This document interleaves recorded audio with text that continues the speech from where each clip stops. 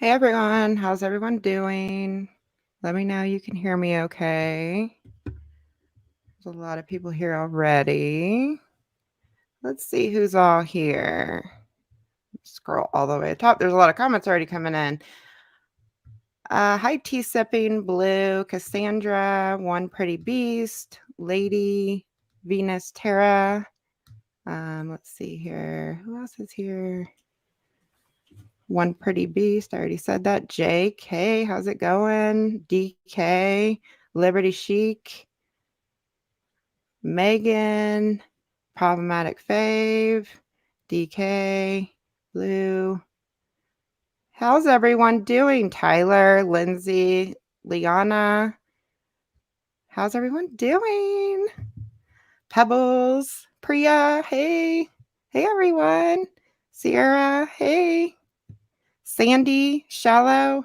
There's a lot of people coming in here. Hey everyone, how's everyone doing?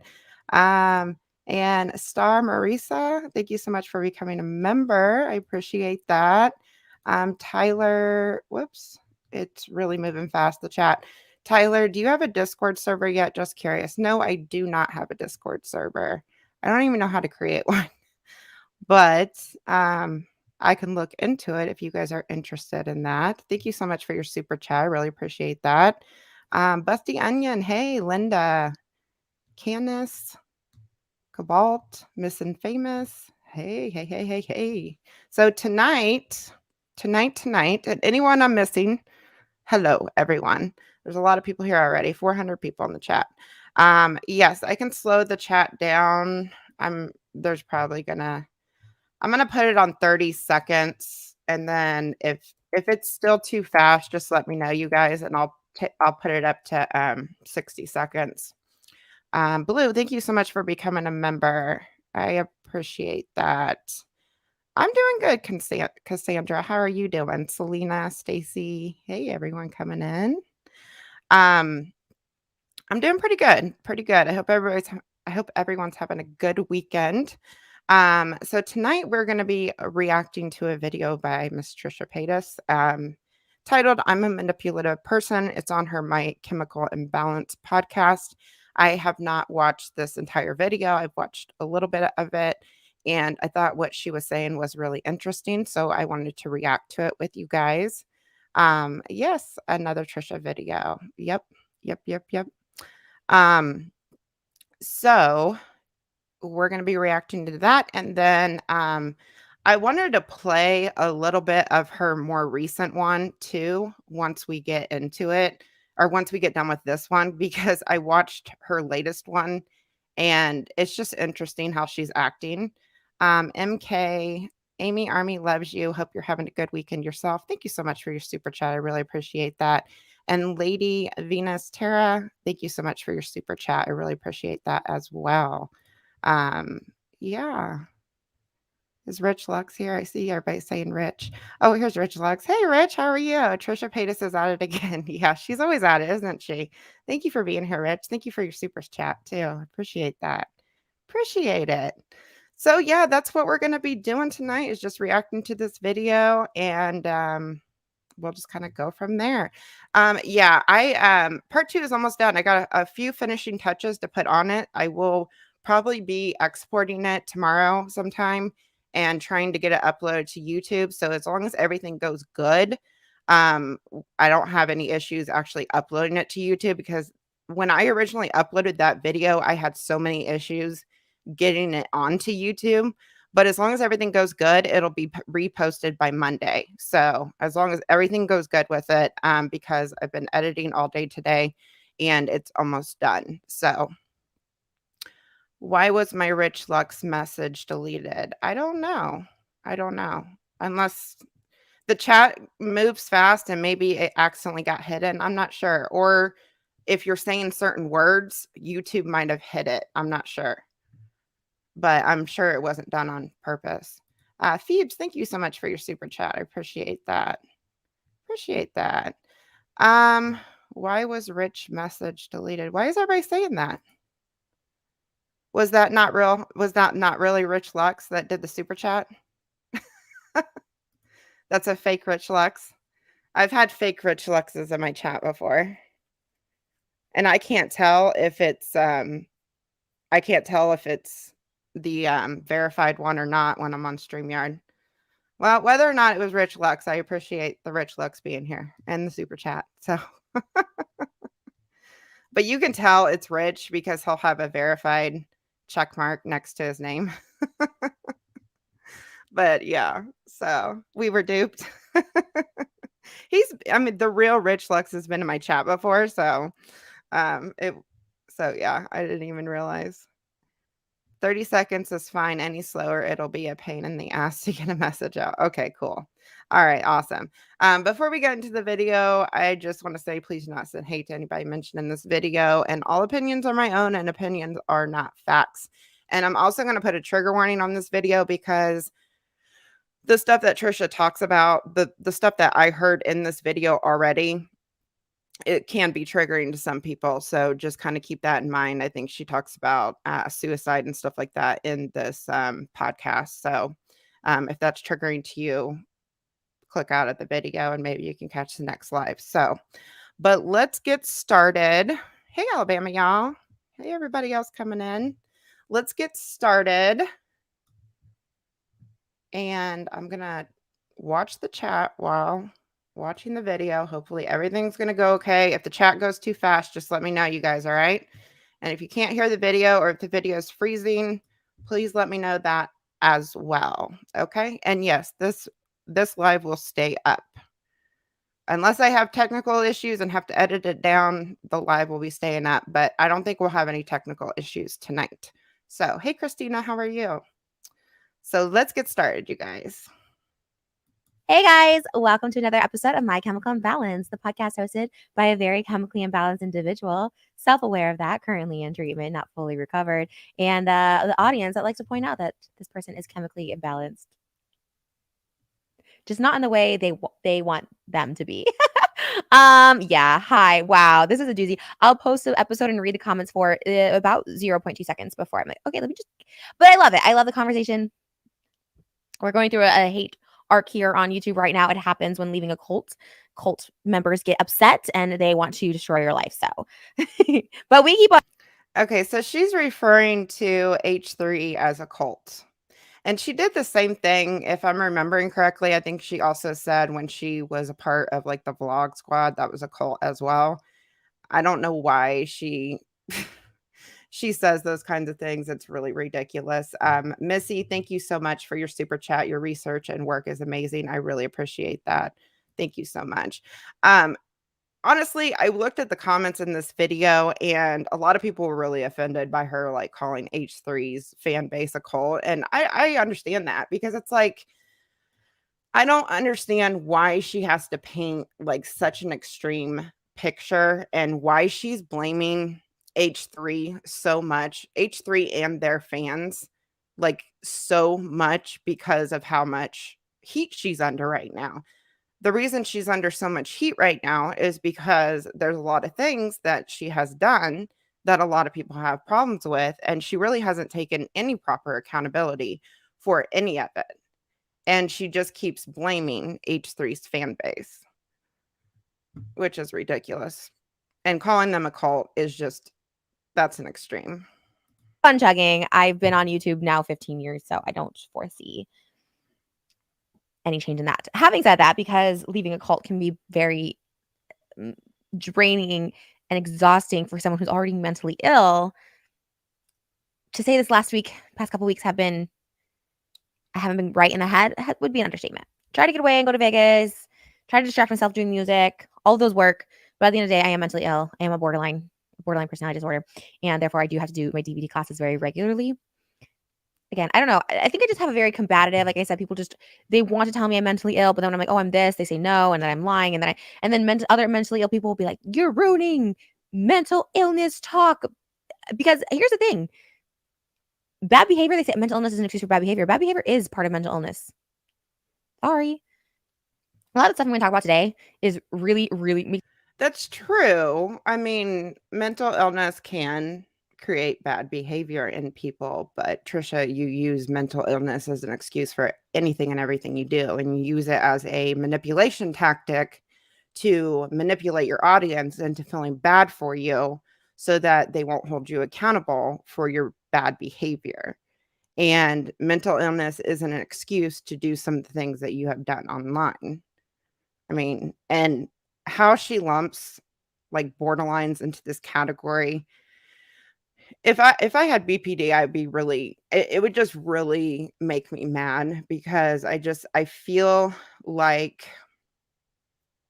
I feel like she gives BPD just she paints this picture that borderlines are just like absolutely horrible, and they're not absolutely horrible. People manage it, people can control it, and people don't use it. They don't let it define them. You know what I mean? So it's just, and it's constant with her. It's always a mental health excuse with her on why she does this or this or this. And she has literally like drug people through the mud for even bringing up their mental health if they're under heat for something. I remember, I think it was Scotty Sire. She like drug him to filth over saying that he was struggling mentally on Frenemies. I think it was Scotty Sire. It was one of the Vlog Squad members, but I don't know. I just find it interesting. She's just really hypocritical in the things she says and does. Makes me really, really vulnerable. It makes me look like a horrible person. Borderlines are very manipulative. Thank you, Andrea, for your super sticker. A manipulative person, not by choice. I don't want to be, but I am, and I'm aware of that. I have to acknowledge that, and I have to change that. So today we're going to talk about why I personally manipulate. I'm not speaking for all borderlines. No one can speak for all borderlines. Not Google, not doctors, because everyone's case is different. I'm also a borderline who has hallucinations. I am on medication for schizophrenia, although I am not a diagnosed schizophrenic. I've had 2 doctors give me medication for schizophrenia. I'm glad she actually said all borderlines don't act the way she does, but I mean, she constantly puts everybody in a category with her, it seems like. It's just ridiculous. But Andrea, thank you so much for your super sticker. And lady Trisha Paytas has no idea that people she is being outsmarted. Trisha Paytas has no idea that people she is being outsmarted.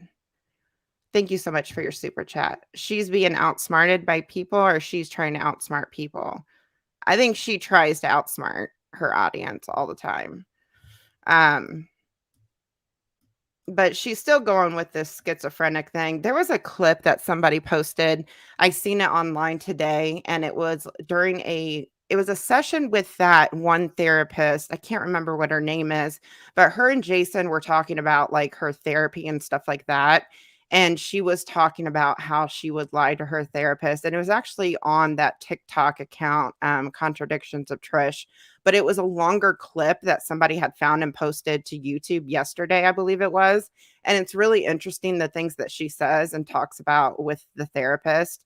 I might actually pull that clip up when we're done with this because it's just funny how different. Yeah, Katie Morton, Kristen, that's who it is.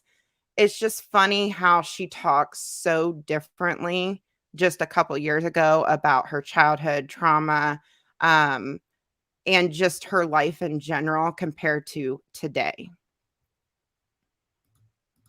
Same thing with borderline. I guess to say that I'm not an actual diagnosed borderline. I have traits of borderline according to my therapist who's put me into my DBT classes. So take for that what you will. And remember this, because in the podcast she posted this week, she literally says she's diagnosed again. And right here, she said that her therapist said that she had traits of borderline personality disorder. Having traits of it is not the same thing as being actually diagnosed with it. So she always contradicts herself with her diagnosis with her mental health. It's the same thing with schizophrenia. She said she's on medication for schizophrenia now, but back then, when she was saying that she was diagnosed with it, she said she literally got diagnosed not once, but twice with schizophrenia. And now it's all different. Now I'm only on medication for it because I was seeing things and hearing things. It's just interesting. Again, everyone's a therapist online. It's fine. But today I am working through my DBT book and I wanted to talk about emotional regulation. Borderlines can be highly emotional and have a trouble regulating their emotion, which can lead to outbursts and in dissociating, I guess, splitting, all that stuff. But there's like a triangle. There's, your emotions, there's your behavior, and there's like another little triangle. I have it in here in my notes.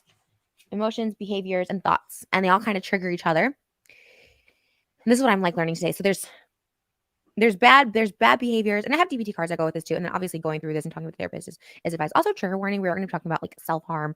We're going to talk about manipulation. We're going to talk about obviously borderline. We're going to talk about abuse, mental and physical. So like obviously this whole episode, this whole podcast channel should be a trigger warning.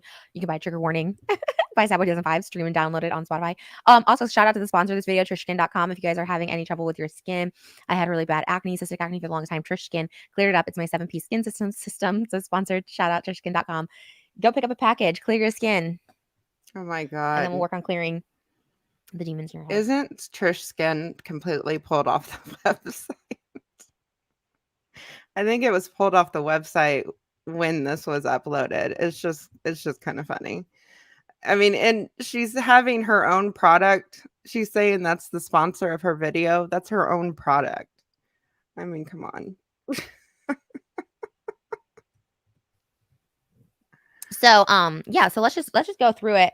We're gonna be talking about the first 4 steps of our regulation skills, which is recognizing your emotions, overcoming the barriers to healthy emotions, reducing your physical vulnerability, and reducing your cognitive vulnerability. I was also referred to cognitive group therapy classes when my first doctor recommended the medication I'm on that's for schizophrenic, and I thought, oh, and then he put me in CGT, and I looked that up, and I'm like, oh, it's schizophrenic. So once again, crossing out all the lines together, you're like, oh, I'm schizophrenic. So we're gonna talk about primary emotions and secondary emotions. And primary emotions.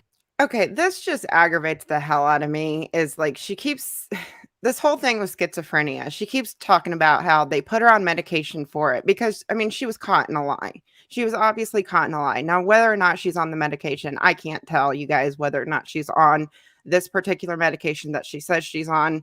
I take everything Trisha says with a grain of salt, but no doctor is going to write you a prescription for a medication that goes with schizophrenia and not tell you what they're prescribing it for.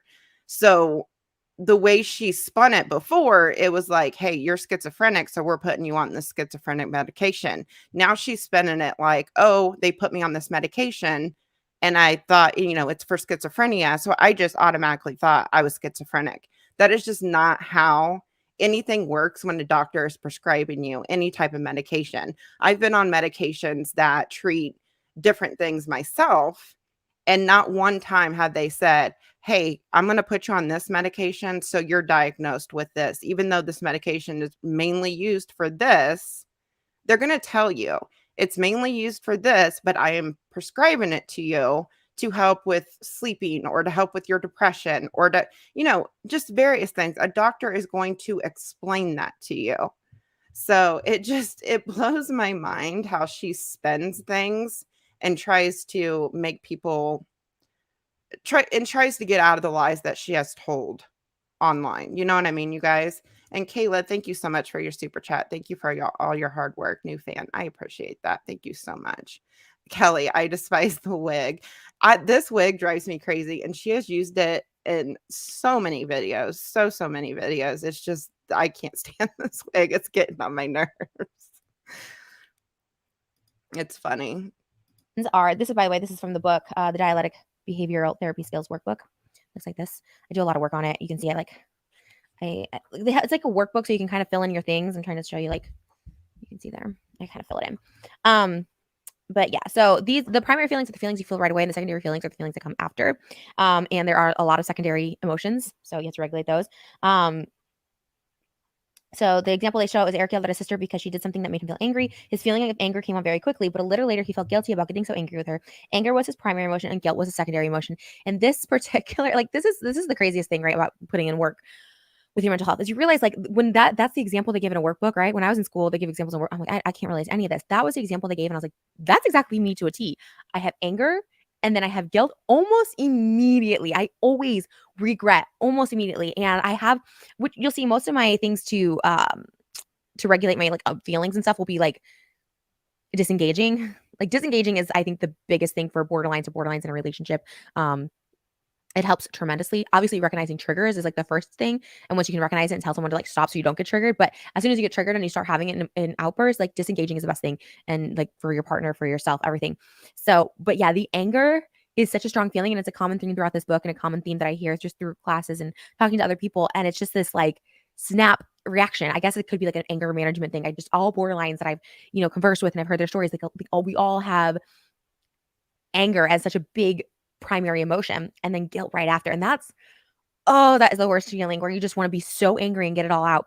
And there's actually a part in here where he talks about like how you regulate and do you speak it and do you not. And I find that very interesting because I'm like, okay, is speaking it better? Is not speaking it better? But they go on to talk about emotions. And the 4 skill groups for DBT are distress tolerance, mindfulness, emotion. And if anybody's wondering what she's reading out of a D or BPD workbook. She has it on this podcast a lot. The episodes that I've watched of it, she reads out of this workbook a lot. And I think it's just like a workbook you can get off of Amazon. It helps regulate your emotions and is specifically designed for like BPD. But she constantly reads out of this notebook. And I mean, in this episode, she talks about being a manipulative person, her anger issues, that sort of thing. And a lot of the stuff that she says in here is pretty surprising to me that she even admits this. Christina says schizophrenic medications are specific for it, but there are antipsychotics that are also used to help with it. I would love to know which one it is. I think she has said it before. I cannot remember the name of it. Thank you so much for your super chat.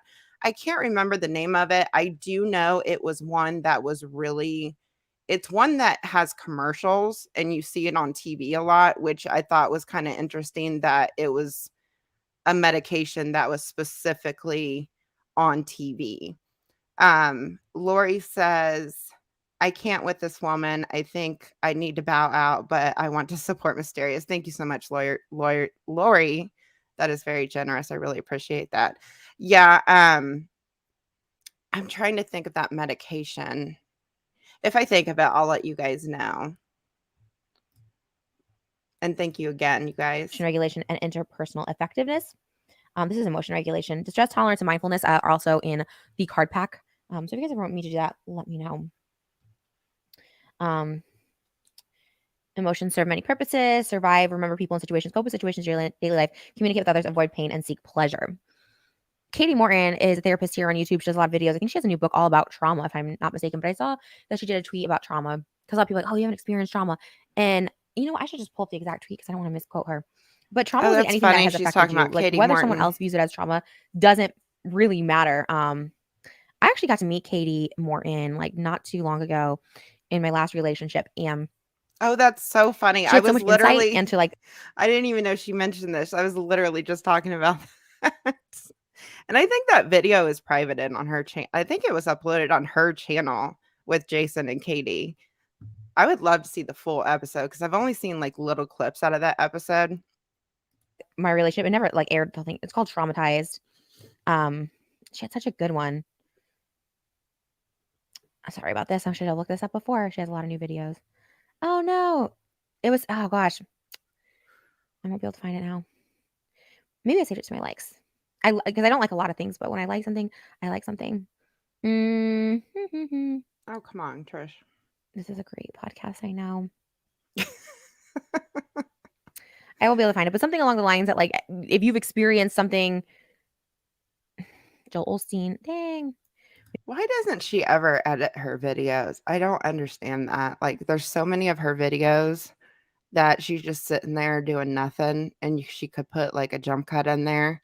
I mean, her videos like remind me a lot of like live streams because they're pretty much all uncut and there's hardly any jump cuts in it. I know she has said that she doesn't know how to edit, but damn, you have all that money and you spend all that money on all these other things. Like, get an editor. I mean, it can't cost that much. Eliza says, I know a lot about antipsychotics and no symptoms. Oh, you're talking about Trisha. Yeah. Thank you so much for your super chat. Somebody said it was Seroquel in the chat, but I don't think it's Seroquel. It was something else, and I can't remember. I can't remember what it's called because I've heard her mention it like several times. And I remember seeing it. I remember her mentioning it. And then I seen a commercial like a few days later. And I was like, that's weird. That's the same medication that Trisha said she was on. And it was a commercial that was strictly for schizophrenia. Um, Lady says she's a narcissist. Look it up. The signs are all there. This type of narcissism is caused by neglect, trauma, and abuse in childhood. And thank you so much for your super chat. Yeah, I think a lot of stuff happened. I really think Trisha's, which is one reason I did that first episode, because I think a lot of the stuff that happened in her childhood molded her into the person that she is today. I mean, the lying, um, manipulating people, that sort of thing. It's so eye-opening that first episode to see the full story on Trisha Paytas, because it makes you understand why she acts the way she does. And it's not understanding it to like excuse her behavior, but it's really eye-opening. When I read the book and I researched everything, I'm just like, that makes sense. That makes sense. This makes sense why she acts the way she does, that sort of thing. But it's just really interesting to me. Maybe when we take the break, I'll try and find this. But I just thought it was interesting because people think of trauma as like, the trauma that people talk about, and they don't think if it's that severe, then you haven't had trauma. But anyone can have trauma. If it's something that like slighted you, like you could have PTSD, you could have all that. So let's go into my emotional record of the week. So if you guys don't like BBT follow-alongs, then so this is recognizing your emotions. I'm going to skip past that part because I'm going to go into how did you feel? So the emotional record. So after you recognize your emotions, then you're going to go into the how do you feel. So they have examples. You write down when did it happen, where are you, how did you feel, did you say it out loud, and what did you do after you recognize how you felt. And writing down things just really helps. This is the sample, but I'm going to go to mine. Okay. So here's my emotional record. And so I'm just going to share it. This is like ones I'm just obviously comfortable sharing. Like we're kind of doing group therapy here. This is the really big one though. The emotions, the behaviors, and the thoughts, and how, this is okay. So, and we'll get back to that. But This is like a really slow start. This podcast. How you're like what you feel, your emotions, like it can be a reaction of your behaviors, which can trigger your thoughts. I'm gonna just read this real quick. Again, this is a great book. So it can be self-destructive and it can be positive. I think the next one shows it a little more. Oh geez, Trish, come on. So manipulating others comes to it. Okay. Let's just go from this part. So here's my emotional record of the week. So when did it happen? Where were you? So this is something that happened to me yesterday. I haven't had a bad day in a while, and I had to clarify on Instagram because I like right away when I was like, I'm having the worst day ever. I'm crying my eyes out. Like this was a good awful day for me because so many people were just like, oh, did something happen? Obviously, there's a lot of like, false information with my relationship and my significant other, and it's just like I get it, but like to me, I don't even think about that stuff because I really just don't even pay mind to something that people are just like making up or whatever. But or that I've already addressed. If I already addressed something and I move forward and we've moved forward, we talk about this a lot, but there was an isolated instance of physical abuse on my end towards my partner last year. And people have to keep bringing it up. And the reason I don't address it's not that I'm ignoring it, is I've addressed it 1, 2, 3, 4 times on very big platforms, twice on Frenemies, twice on my own platforms. And it's been one on Dr. Drew. And it's something that like I don't shy away from. But here's the thing with that, Trish. People keep bringing it up because there's a history, there's a pattern. And it was not an isolated, it doesn't seem like it was an isolated incident with just Moses. I mean, there are lots of signs in your previous relationship with Jason as well. And the thing about it is that you don't take full accountability for those situations. All of us see a pattern in this, and you have openly admitted to things that you did to Jason as well, like holding him against his will. There's video footage of that, and you did the exact same thing to Moses. There's a pattern here, and that's the problem. And it's very alarming, some of the things that you have admitted to on camera doing to your partners, because nobody deserves this kind of treatment. Holding people against their will is terrifying. I've had my ex hold me against my will for hours, take my keys, take my phone, bust my phone. It's terrifying when you go through something like that. And then also, if you hit the person during that whole thing, it does so much damage to somebody. And that's the problem, Trisha. You don't see and you don't admit outside of that one isolated incident. You're trying to convince people that it only happened one time, but there's a pattern here. So, um, Lulu, thank you so much for all your hard work and research you do. She really is a threat to people who get in her way of clout. Yeah, I agree. Thank you so much for your super chat. And if I miss any super chats, I will get to them at the end of like the segment and everything. I just want to let you guys know that. Nicholas, thank you so much for your super chat as well. I appreciate that. But that's the problem I have with Trisha. And I just don't think a lot of people take it seriously because she's a female and she's doing it to a male. I just don't think people take female abusers as seriously as male abusers. And I don't know why that is because, females can abuse men or other women just as easily as males can. And it should be taken seriously. I always will take accountability for it. But at the same time, like when you go to therapy with someone and you like as a couple decide to move past it, you forgive, you understand it, you move past it. Like you have to move past it. Like to hold someone for actions that you've already forgiven is not fair to that person, and ultimately is a disservice to them. Like you either forgive someone or you don't. Don't say you forgive someone if you truly don't. If you're going to throw it in their face later on, and you have every right not to forgive someone. Don't get me wrong. There are so many things that can be unforgivable, and for instance, that situation, isolated or not, it's unforgivable in my eyes. I was with a partner that forgave me and I was able to work through it. But to keep talking and addressing about things that I've addressed in the past that we've already talked about, including faults on my significant others, I've talked about issues that I was like, this isn't cool, whatever. But to harp on it, that means I haven't truly forgiven the person or moved past them. And I can't control a third party. Whatever. So basically what happened was we were going to go look at, we're finalizing wedding invitations. They're going to be sent out and stuff. And we were looking, and I think I was getting kind of car sick. I was getting kind of nauseous. I think I was psyching myself out because we went to Vegas. It was our first trip since the pandemic happened. And I was just like, psychologically, I was thinking like, I don't want to get sick. Like, you know what I mean? Like but I don't want those thoughts in my head either. I don't want to think those thoughts because then those thoughts come to fruition. So I'm like already kind of just in my own head thinking I'm going to make myself sick or whatever. Then I'm like, I think I'm going to car sick, whatever. Then I get called at my merch. I have new Sad Boy merch coming out and it's a collab. Won't be here until 4 days after the scheduled music video shoot. It's a music video and a merch shoot. It's back to back. And my shoots are high production quality. We have over 40 people work them. What is she talking about right now? She went from talking about hitting Moses to being in a car ride, being sick. I don't know. I'm lost right now. 10 models for this one. I have hair and makeup, my band members, all of these people to consider a DP, all the stuff like that. And now we won't have any of the items. So obviously we have to move the shoot. Otherwise there is no shoot. I'm like, will they even be able to do that? Did I just waste a ton of money on a shoot that's not even going to happen? And I'm going to have to pay more to reschedule. And getting everyone scheduled. And the most thing I feel is guilt because I was like, all these people had set out 2 days. It was supposed to be within the next couple days.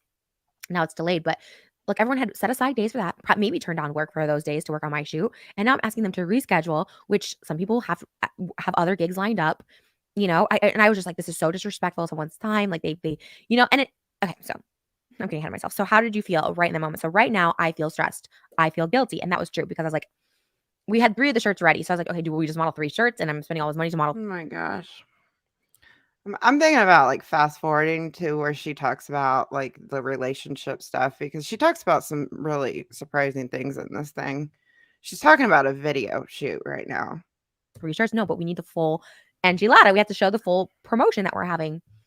And I got so stressed. I was like, oh, I'm going to lose money. I'm going to do this. Lagging a little bit. And then I started feeling guilt that I'm even asking people that I have to tell people that the shoot is being rescheduled because they scheduled it. And I pride myself so much on scheduling things so perfect and making sure that people have enough time to set aside, to know ahead of time. So I like one thing about me, and like there's a lot wrong, but there's a lot right about me. And that we'll get to that too, is I'm very respectful of people's times. I'm very professional when it comes to that stuff. And so all of a sudden I started feeling guilt. I was like, oh my gosh, why would someone want to reschedule for me? Again, this is coming on later on, but like focusing on the negative rather than like the positive of the situation, which is like, okay, because she talks about like her So that was relationships Tuesday in at noon. here. Tuesday at 3. Right now I'm feeling disgusted, defeated, upset.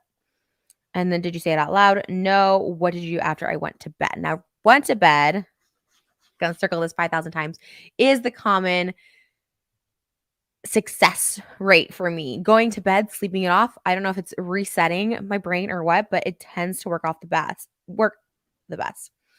Last week when we were in Vegas, obviously there was a ton of stuff that like was beyond my control, either stuff that was like old news and being brought up again, or stuff that was just taken completely out of context, or story or timelines that were just totally misconstrued, or people that were poor taste in jokes, which a lot of comedians make, and I still stand by that.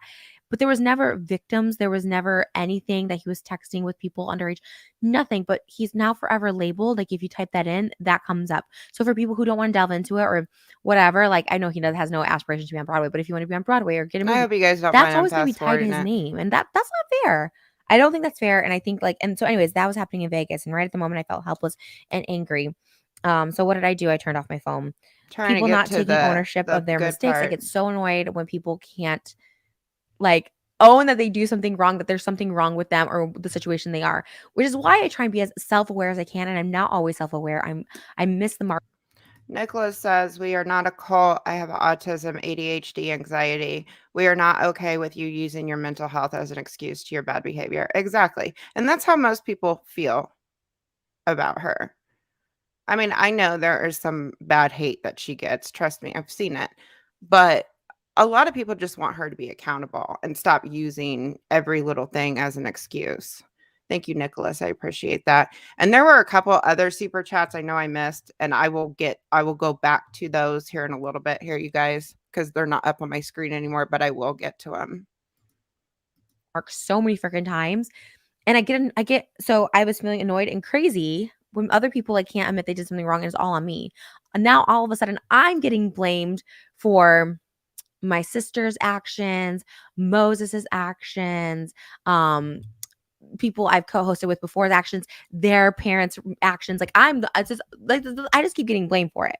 Now I'm all for taking accountability, specifically for my actions, but like the fact that I'm getting blamed for stuff that happened before me, that happened there, like is so crazy. What is she talking about?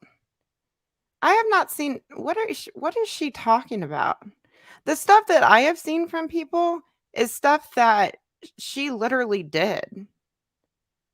So what is she even talking about? I'm getting blamed for other people's actions. Yeah, that's what I thought too, Phoebes. It's mostly her actions. That's just I don't even understand what she's talking about. Like people want you to be accountable for the shit that you have done and you avoid accountability. I mean, your video about deleting your 1,500 videos, that's a perfect example. There was really no accountability in that video. There was a little bit of accountability, but you were still shifting blame in that video. That and it makes me feel crazy. It makes me feel crazy. What did I do? I have to disengage. There was a podcast clip that was, I'll just say it, from the H degree that called me a freaking. They did a soundbite that said "shut up, bitch" or something, and they. You called Ethan's mom a bitch multiple times. I mean, come on. Like, don't dish it if you can't take it back. That's the thing about it. Like, you've done the same exact things, and you're going to hold on to that like forever. You're always going to bring that up now. I mean, she's constantly going to use that little lost clip that H3 uploaded, which I've said multiple times it was unnecessary to do, but it's like, don't dish it if you can't take it, because she has done the exact same things. She has called, I think, Ethan an asshole. She's called him, there's a lot of names that she called Ethan when like the whole frenemies thing ended and everything. She has called everybody so many names, and they air one little clip that somebody calls her a bitch in, and she's going to hold on to that and hold it against them for like till the end of time, because that's what she does. I just get so tired of like the constant hypocrisy. You know what I mean? Yeah, she's called Ela. She's called Ela the C word. She's called her a bitch multiple times. There is so many things that she has called, like, I think pretty much everybody in that family. but I've heard her bring up this little lost clip that H3 uploaded so many times at this point, and it's like, just let it go. Just let it go. Or like sit on camera and apologize for your actions that you have done with them, the names that you have called that entire family. They eliminated it from the original video that Ethan put out about me, but they put it out again. And in that moment, I felt so angry. I was like, wow, this is so like disgusting. How do they think they're not doing anything wrong? They're egging this on. And I thought, you know what? If I engage back, And dude, you're bringing it up right now. Like you say, you're not going to talk about, like you always say this about Ethan. Ethan says that he's not going to talk about Trisha anymore. And you say you're not going to talk about Ethan anymore, but you always bring in these little jabs. And yeah, Ethan does the same thing from time to time, but you do it like way more than he does. And you hold it against, like when he does mention her, she always holds it against him and always brings it up over and over and over again, just like she's doing right now. which I'm sort of doing now. I'm breaking my own rule. You know, one, I'm no better because as far as I'm concerned, if I'm trash down here, they're right there with me, like egging me on, and then putting that as the highlight in the title after they said, you know, all this stuff. I'm done with this person, whatever. And you're still talking about me. I was just like, oh, you know, it did make me angry, but I had to like Oh my disengage. God. Obviously, I'm not titling this video that. I think that's gross, like to title it that when you're like, oh, I'm not talking to this person. You uploaded multiple enemies episodes with Ethan in the thumbnail. What are you talking about? You guys do the shit to each other. It's this, you do this shit to each other. Only Trisha does it on a higher level. So it's just like, it's the hypocrisy, man. It's the hypocrisy for me. Whatever. So here's my emotions and my behavior. So my And you're calling them a cult. You literally called them a cult. They're the cult leaders and their audience is their cult members. I mean, that's just so disgusting. They're not a cult. It's a fandom. And it's like everything, and it's so funny because like a lot of the hate that she's getting right now is from her own fans. I have seen so many people drop comments back to her and they say, Trisha, I was a fan of yours. I wasn't a fan of H3. I was a fan of yours. I watched Frenemies because I was a fan of yours, but I'm disappointed in you. But she won't admit that because she wants to paint this picture that H3 is doing everything and it's all their fault. I mean, just like the video I uploaded, she blames that video on H3 and the subreddit.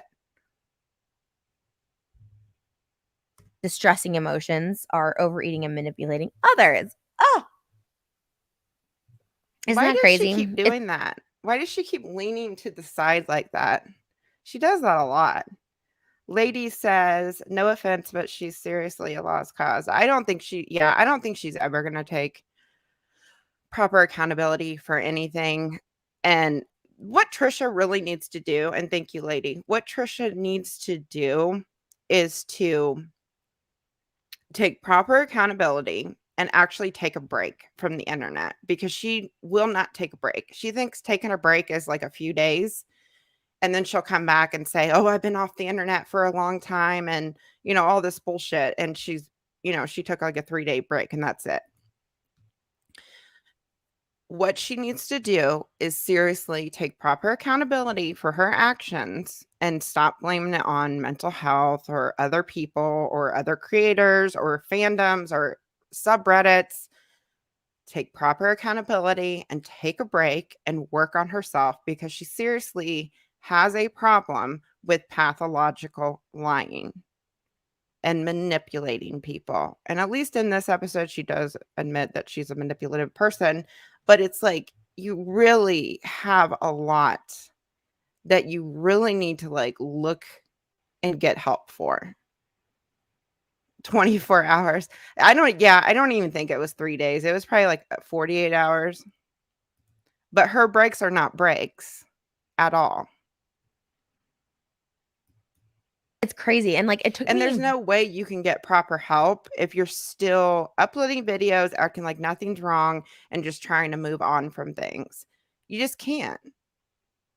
And she's done some really fucked up shit, you guys. And I just don't understand how she doesn't see the things that she has done as so wrong.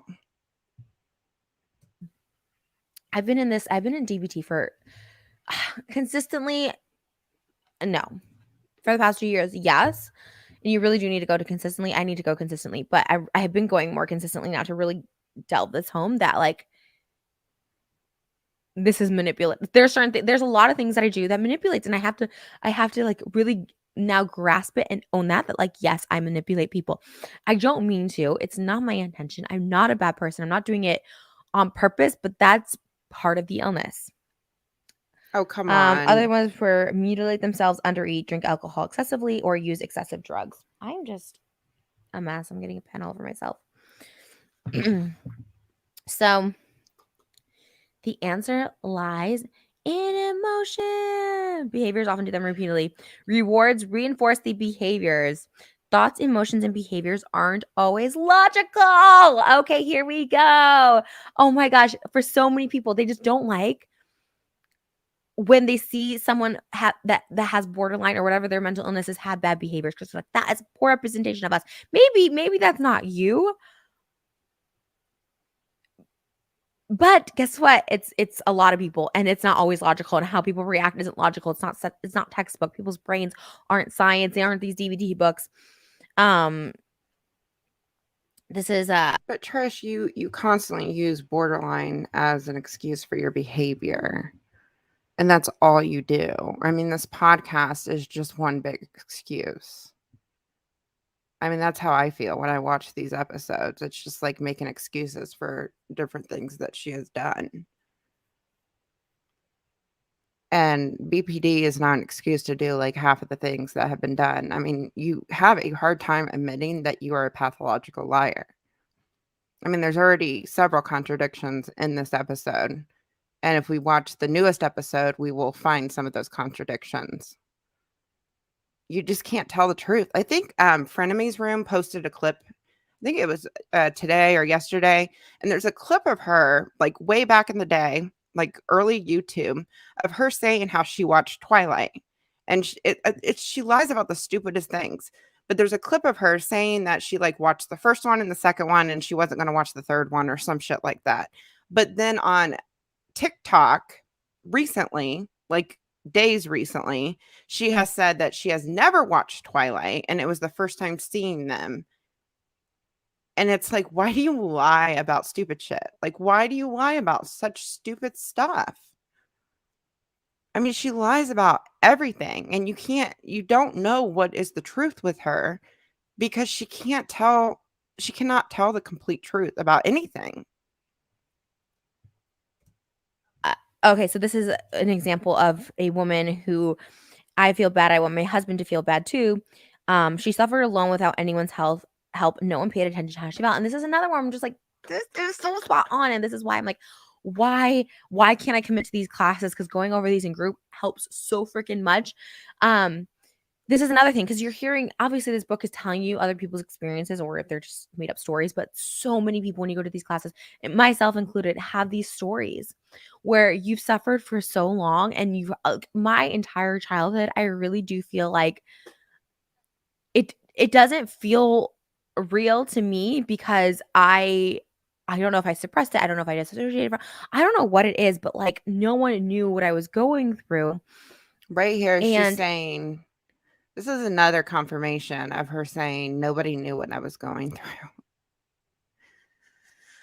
I don't understand with the stories that Trisha has told recently in the past 6 to 8 months, how none of her family knew about any of it. How do you not know that your child has gone through something that fucking traumatic? For one, like I would know if my daughter went through something. She may not tell me, but I would know if she went through some terrible shit like that because she wouldn't act like herself. And given the fact that she has said that she has gone to court at age 6 and reported all of these trauma incidents with the school, How in the hell did nobody know about it? And she just said it right here. Nobody knew what was going on with me. I just don't understand it at all. I can understand your father not knowing what was going on with you because he lived all the way in California and you were all the way in Illinois. I can understand him, but like your mom, your sister, your brother that you were closest with, that you have said multiple times that you have told him everything, nobody knew any of this stuff. I don't understand it at all.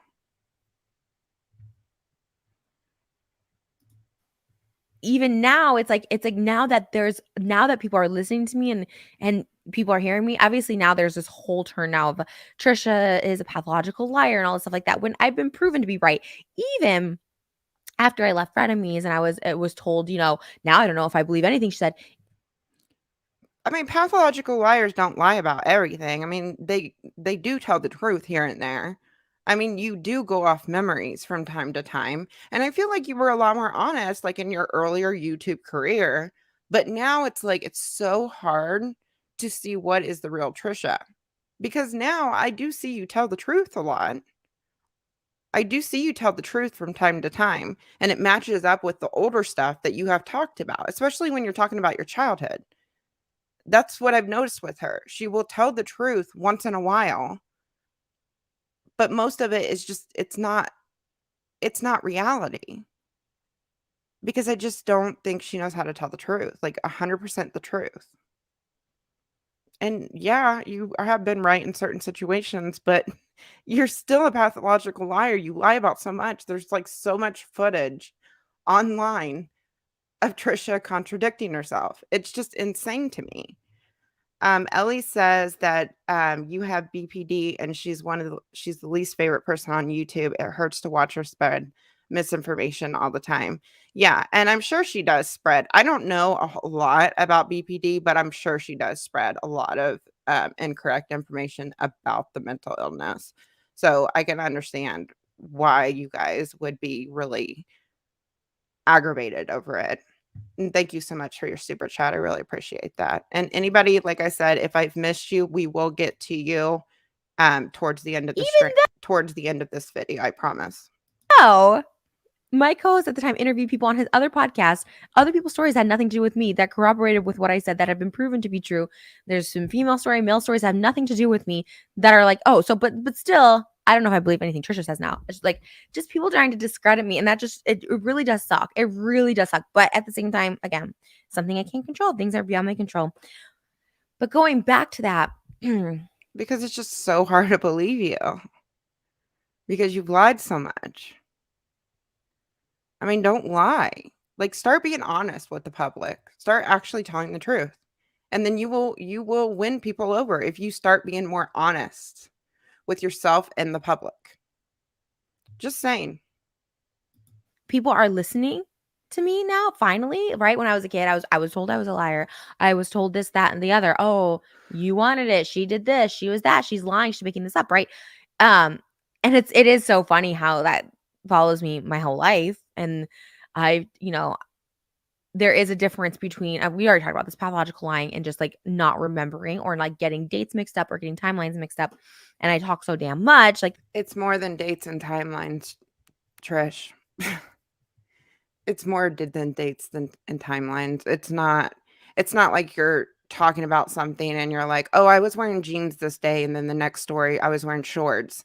It's you're completely changing the entire story each time it's talked about, and how things were reported, and how and who saw it and who didn't see it. And I mean, there's just so much. The entire stories change altogether. I don't think I've seen two clips where they line up with each other pretty well. It's more than just timelines. Just saying. that happens a lot. But like I feel now that I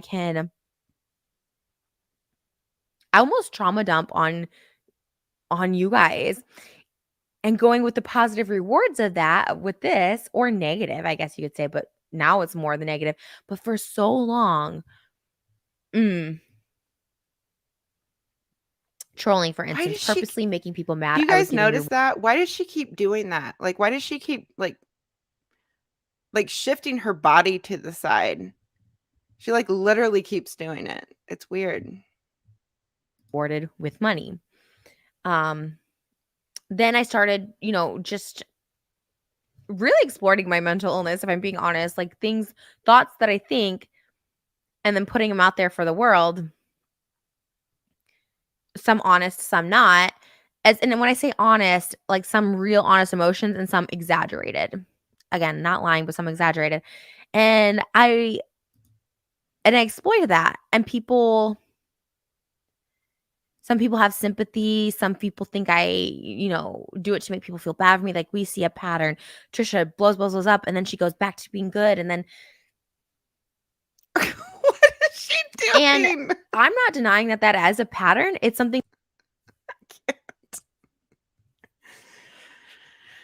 Trish, you literally said that it was a life lesson learned from your own mother that if you make people feel guilty, you get things. And judging from the behavior that we have seen online just within the past year, and if you look at the clips where she's talking about things, she's constantly using guilt as a manipulation tactic. Constantly, and she still does it. Just like when all the old videos and all the old clips were coming up, you guys, there's a TikTok of Trisha where she puts like from the year 2006 to 2019, I was on drugs and I remember nothing. She literally put up a TikTok right after she deleted all those videos, blaming it on being on drugs.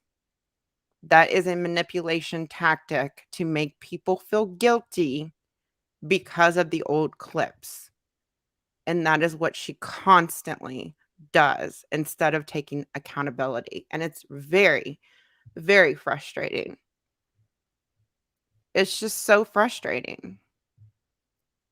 Um, Del Reed says, "Me again, sorry, but I have BPD and it's a hell of a disorder to live with. So it's frustrating to see Trisha aggravate the stigma around BPD. I am sure it is for sure.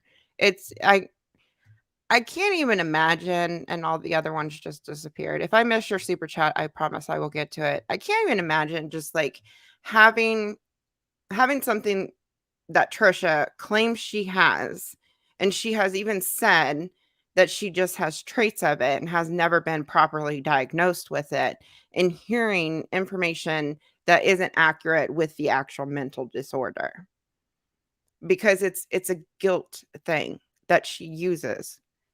I just don't understand why she doesn't get proper treatment and get an actual like diagnosis with something. I have no doubt that there is something going on, and one being the pathological lying, and I don't even know how you get help for that. I'm sure it's just like a lot of intense therapy and everything else to try to get you to stop lying about everything.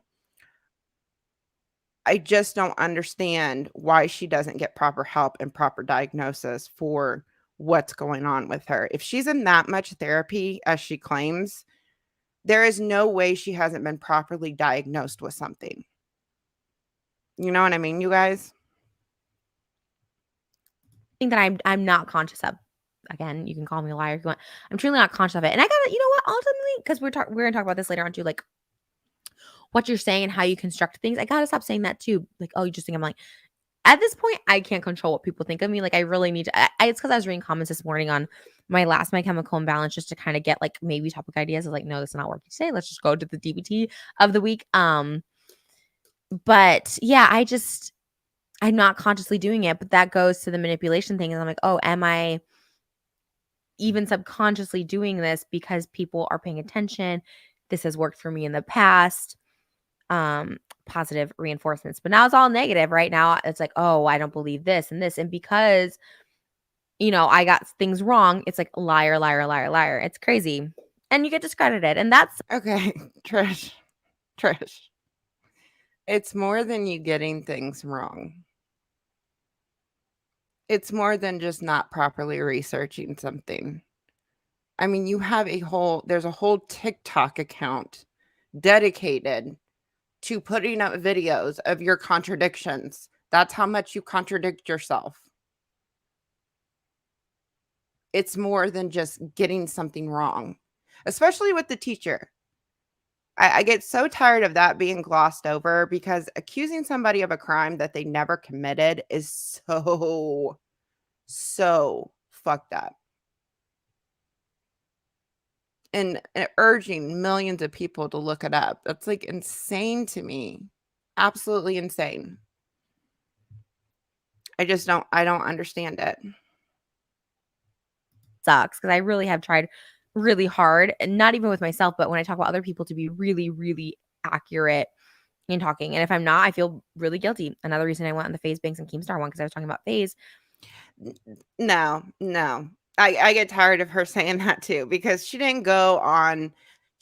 not go on Keemstar's podcast just to talk things out with FaZe Banks. I do not believe that for a second because that is like one of the number one excuses she uses for going on that podcast. She went on the podcast to take a jab at Ethan. I mean, just admit it. That is why you went on the fucking podcast. It's so obvious. It's so obvious. I mean, if you wanted to go on the podcast, then just say, I wanted to go on the podcast to take a jab at Ethan. You were wearing a frenemy shirt. I mean, come on. It's so obvious, man. You didn't go there to clear up things with FaZe Banks because you misspoke. Jeez. The excuses, you guys, it drives me crazy. I mean, just be honest. Stop lying. With facts that I wasn't even clear on or sure of, and I felt bad. I wanted to apologize, and I did, and that's a win for me. So back to this woman feeling bad, so I have to make someone else feel bad, then I'll feel better. Here's the basics, right? Emotion or thought, behavior is rewarded, behavior is repeated. This woman's experience, I feel sad. She starts a fight with her husband. Her husband recognizes how she feels. There are more fights in the future. So she's like causing this fight. He starts feeling bad. He now listens to her. She's getting that attention and she's going to do it again. And when I tell you, every single relationship that I have been in, including this one, and I had to learn it, has been this to a T. Once again, I really think I'm like, did I write this book? I was like, wow, I was manipulative. I did a behavior. I got This is where she talks about like suicidal thoughts and stuff like that. Just FYI to everybody. her response, and I kept repeating that behavior until someone gets straight up fed up with that bullshit. All right, guys, we'll take a break to restart. We will be right back. We are back. So, on that tip of relationships, So she can cut that together. But she can't cut out some of this, like just some of the dead noise in these videos. by the way, guys, have you checked out Trish Skin? TrishSkin.com. Get that glowing, healthy skin today. 7-piece system. It comes with a serum, a cleanser, a night cream, and an eye cream. I took it to Vegas, and let me tell you, It's so awkward, her talking about Trish Skin. This was posted last week, Alabama, y'all. it just did wonders on that dry skin up there in the desert. TrishSkin.com. My Chemical Imbalance is a proud. No, TrishSkin.com is a proud sponsor of My Chemical Imbalance. Thank you. So back to my relationships, and again, this is Oh my how god! many people will go on camera and be like, "Yep, hi, I'm a manipulator." That's terrifying to say. That's terrifying to say. But is it? I don't know. I was going through this. I'm like, am I gonna say that? Like that's gonna be words in my mouth forever. But I am, and it's not fun. It's something I need to work on, and I think I've done baby steps to it. But every relationship, I have absolutely guilted them into staying. Now the relationship I am in now, the person This is a very guilting somebody into stay with you is just such a like it's just such a big sign of like abusive relationships if you pulled the guilt card and to get into people to stay with you, especially what she starts talking about with. It's so interesting that she literally admits all this. left, and I blew up their phone hundreds of times a day. That was embarrassing. And then finally, after a couple weeks, you just have to like let it go, and it sucks. And I think with every breakup I've had, I've That's scary. Like, literally calling somebody hundreds of times a day because they broke up with you, they were tired of it. I mean, that's like obsessive and that's like harassment. I mean, that's just messed up, man. given them maybe a couple months and I try again. It's embarrassing. It's so embarrassing until I find someone new, and that sucks. But this last one, he completely ignored me. Talking about my significant other now, Moses, like completely ignored me for weeks because of the isolated physical abuse incidents. It was awful. And again, rightfully so, but I wasn't giving him space or boundaries. I was just I blowing mean, up his phone every geez, Trish, you held him for 12 hours, threw his keys over the fence, is what you said on the podcast. I think you threw the keys over the fence. You held him for 12 hours. You hit his arm to the point where there were really fucking dark bruises on it. That's like multiple hits. That's not just those pictures, you guys. That's not one punch. That's multiple punches. Because you don't get that dark of bruises from just one punch. So, in my opinion, it was multiple punches to his arm.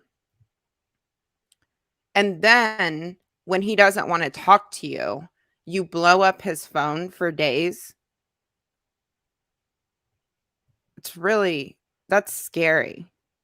That is so fucking scary. I've been in those situations. It's terrifying. It's absolutely terrifying.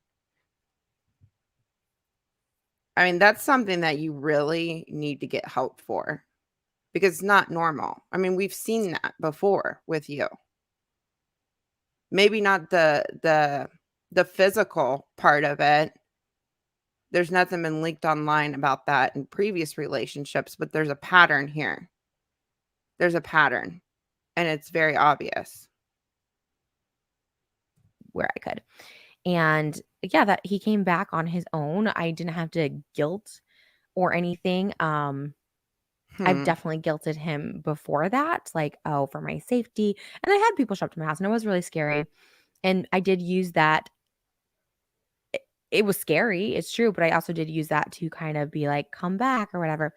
Okay, right here, she's admitting. Okay, so how many times have we heard Trisha say that people have shown up at her house and this is why she has 24-hour security? She even though Hair by Jay is like a disgusting person for saying everything he said about her, she accused him of showing up at her house. Gabby Hanna, she has accused of showing up at her house. There's been multiple people that she has accused of showing up at her house. So right here in this clip, she is admitting that she uses that as a way to make people feel guilty. Now she's saying she used it with Moses, but if she's admitting that, it's crystal clear that she has done this multiple times. But until he came back on his own, like that's the only way it was going to show me that, like, okay, this person is here. Like, you didn't have to guilt them. In every single relationship, I've had to guilt the person into staying in with me, which is why I was so insecure in relationships. And this, oh my gosh, and it's so crazy. It's so crazy she's admitting this, you guys, because like that quote in my first video, if I make people feel guilty, I get things. I mean, that just it describes her so well. And she's literally admitting this on camera that she does this to make her boyfriend feel guilty and everything else. It is how she lives her life by that quote. And it's just, it blows my mind she's admitting this right now. But I mean, it's not shocking that she does this to make people feel guilty and her boyfriends and everything else.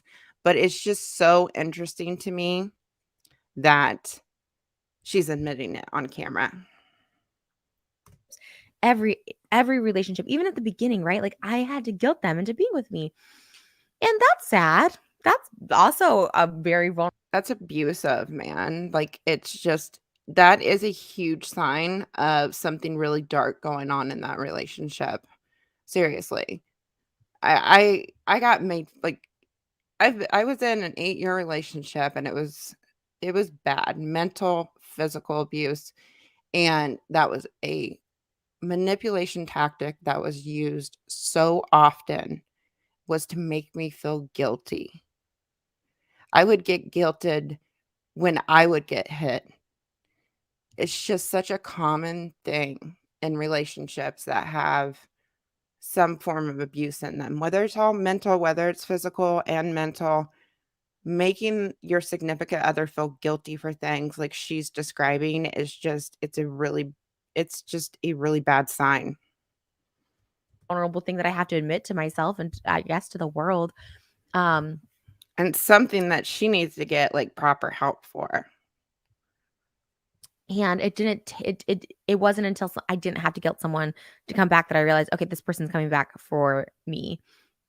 And that was good, right? That was a good thing. But I had a But what's confusing to me is that she admitted, like, after she said that he left and what she's calling the isolated incident, she said that she was calling him multiple times. So you didn't really give him space. It doesn't sound like, but now you're kind of twisting it into you gave him space and he came back on his own.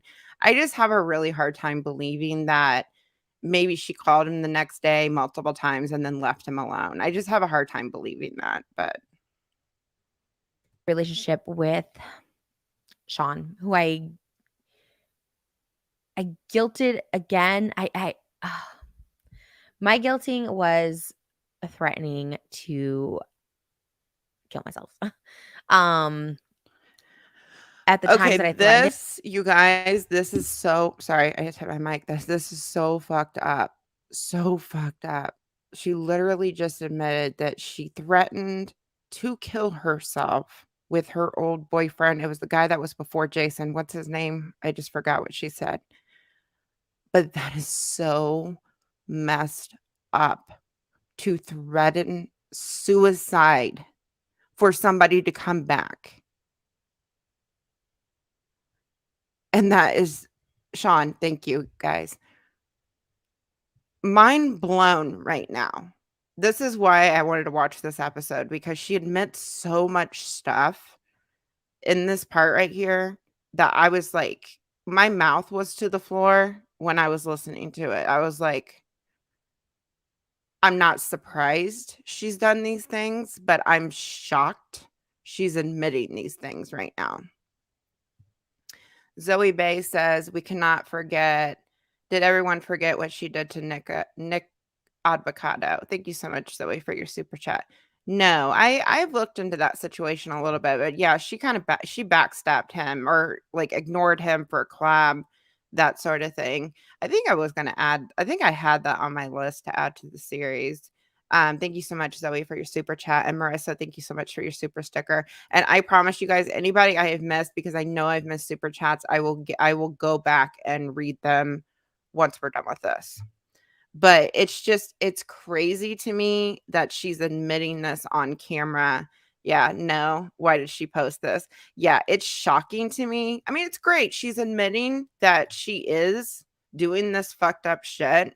Because this is a hard thing to admit. Like, if you're somebody that manipulates people to the point where you're threatening suicide, that's a really hard thing to admit on camera, but it's almost like I don't think she understands, like, what she's admitting right here, because this is crazy to me that she went so far because she didn't wanna be alone and she didn't want these people to leave her, that she threatened suicide. And how many times have we seen Trisha online saying similar things to this when she gets under heat for something? I've seen it probably twice in the past year, her saying this kind of stuff. I was not. I wasn't suicidal. Sean, I remember. And she literally says right Um, here, I wasn't even suicidal when I threatened it. I just cannot believe that, man. I would never in a million years do something like that ever. Suicide is not a joke at all. He was moving me into that apartment from that big house to the apartment, and he was gonna go home and sleep. He wanted to sleep on his bed, and I just said that I was gonna kill myself, and he came over, and it worked, and I did that not once but twice, and the third time was the final time he stopped talking to me. Well, the big breakup we had in December, and then he ended up just Yes, Chrissy. Yeah. She admitted, that's no surprise, didn't Moses said that she threatened suicide on TikTok. Yes, she did. There's a TikTok where it's like the put a finger down challenge, and he puts a finger down when I think it says that your partner threatened to kill themselves.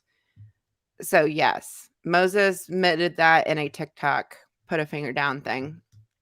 So it's probably a very common thing that she does in a lot of her relationships, including she probably did it with Jason. She's done it with Moses. She's admitting she did it to Sean. I mean, that's just not a good sign at all. That's very toxic. Very, very toxic. And that's just such it's mental abuse. It's so abusive to do to somebody, to frighten them thinking that something's going to happen to you, to get them to come back. blocking me. I said I was gonna again. I won't go into detail, but unalive myself, I guess. Um, and he blocked me, and I was out of control. That was the time where my emotions were so out of control. I was definitely had no idea what was wrong with me. No idea. Like I had been on bipolar medication right after that, but during it, I don't know. I was out of my mind, hysterically sobbing in my apartment for days. Why It's does always she funny to me keep doing that? when people say crying is like performative or you're just making that up. Like when I cry hard. I have no idea why, but I was uncontrollably sobbing. And I mean, thank God I haven't uncontrollably sobbed in a while. Yesterday I was so upset about that music video, right? Rescheduling everybody that I just ate pasta and stuff and I did cry. I was so just beside myself. I'm fat. I just came back from vacation. I was like, I'm not healthy. Like, you just start feeling all those things. And Does anybody know if she wore this wig before or after her breakdown on Twitter? I'm wondering how long ago this was actually filmed. She literally just put this video up last week. But I wonder if she did this before or after she had that Twitter breakdown. If you guys know, let me know in the comments. Um, it's awful, but yeah, I haven't hysterically cried like that, which shows that I've regulated my emotions, which is good, right? That's great, but maybe that comes with age too, but I could not contain myself. I was like, "Wow, it's really over," and I just was hysterical for a literal month, hysterically crying, isolating myself, being alone, So this wig was after. Okay. just all that stuff. It was horrible, and the only person's fault that was my fault. You know? Exposing people, exposing guys. And here's my advice to I know she did a live stream on her channel in this wig. It was like a members only live stream, and I remember seeing clips of her wearing this wig. So that would be a way to find out if she did it before or after. I'm just curious because I'm curious how long after or before the breakdown of her filming this episode. women, men, non-binary, anybody. Exposing someone makes you feel good in the moment, right? You want your truth out there. Um, even if it's not true, if it's just a warped reality, if it is true reality, whatever. It feels good in the moment, but like, and you want to be associated with that person, right? You want to publicly be tied to that person in some way. Because if you didn't, you want to be sharing these stories, right? I wanted to be publicly tied to Roger Bart, Anthony Michael Hall, Crispin Glover. Like people, Crispin Glover I slept with a few times, and I just want people to think that we were in this relationship, right? I understand the minds of Exactly, Chanel. She has abused all these people and is making herself the victim. Yeah. That's how I see it. Like it's just I mean, think about it, you guys. You remember all the stuff that she was saying about Jason, and I know people have mixed feelings about Jason, but I remember her blaming she was so pissed off during frenemies that Jason had blocked her. She said that Jason blocked her for no reason. That's what she kept saying on frenemies, even though there's footage of her saying that she crashed her car into his house and everything else. And the things that she's admitting on camera right now, it's like no wonder these people block you, because you terrorize them to the point where they have to block you. There's no other option but to block you. And she twists it and makes it their fault online. She's done this to so many people that she's dated. She makes them the villains. Crazy person, because I was a crazy person. I still am, and I say that respectfully because I have mental illness. But you that clout feels good. You have that connection to that person forever. You're like, yeah, that's right. I'm in this person's life, but ultimately, that's ruining you. It's ruining you from the inside. And I'm saying this once again from experience. Whether it's those actors I mentioned, because I wanted to be connected to them, or Sean, who I exposed. It wasn't my place to expose him for the stuff that I did or that I insinuated. You know what I mean? I had such bad. Yeah, that was messed up. I literally just found out about the Sean person, her ex-boyfriend, and I was watching videos of their relationship or her exposed videos on him and everything, and she like insinuated that he was gay and everything else, and he had not said to the public that he was gay or straight or anything. So and he had got like a shit ton of hate for it from what I researched on it. And maybe I don't have the whole story correctly because I have not like really dived into it really, really deep. But it just seems like every time a relationship ends with her, she gets on camera and exposes them. Yeah, exactly, Phoebe. She outed him. When her and Moses broke up, what did she do? She got on camera and said that he was talking to underage girls. Now, whether or not that was true or not, I don't know. But she literally talked about that on Frenemies, and she took down the video. I never seen the video, but her and Ethan talked about that on Frenemies. When they broke up, she got on camera to expose him. That's what she does. That's like her pattern. You know what I mean? Gigi says she not only won't take accountability for her abusive behavior, but then goes a step further and attempts to spin it to make it about sympathy for herself. There is no line Trisha won't cross. I completely agree, Gigi. And thank you so much for your super chat. Yeah, there's no line that she won't cross to make herself look like the victim in every single situation. And that's the problem with Trisha. She just won't ever take proper accountability for nothing, because I honestly don't think that she really feels deep down that any of this stuff is her fault. And it's because she's not getting proper help for these emotions and thoughts that she has. Karmatic energy coming back to me for that, and I still think I'm receiving a lot of it, and that's why I take it when things come back. I'm like, you know what, I'm accepting this right now. I reject negative energy.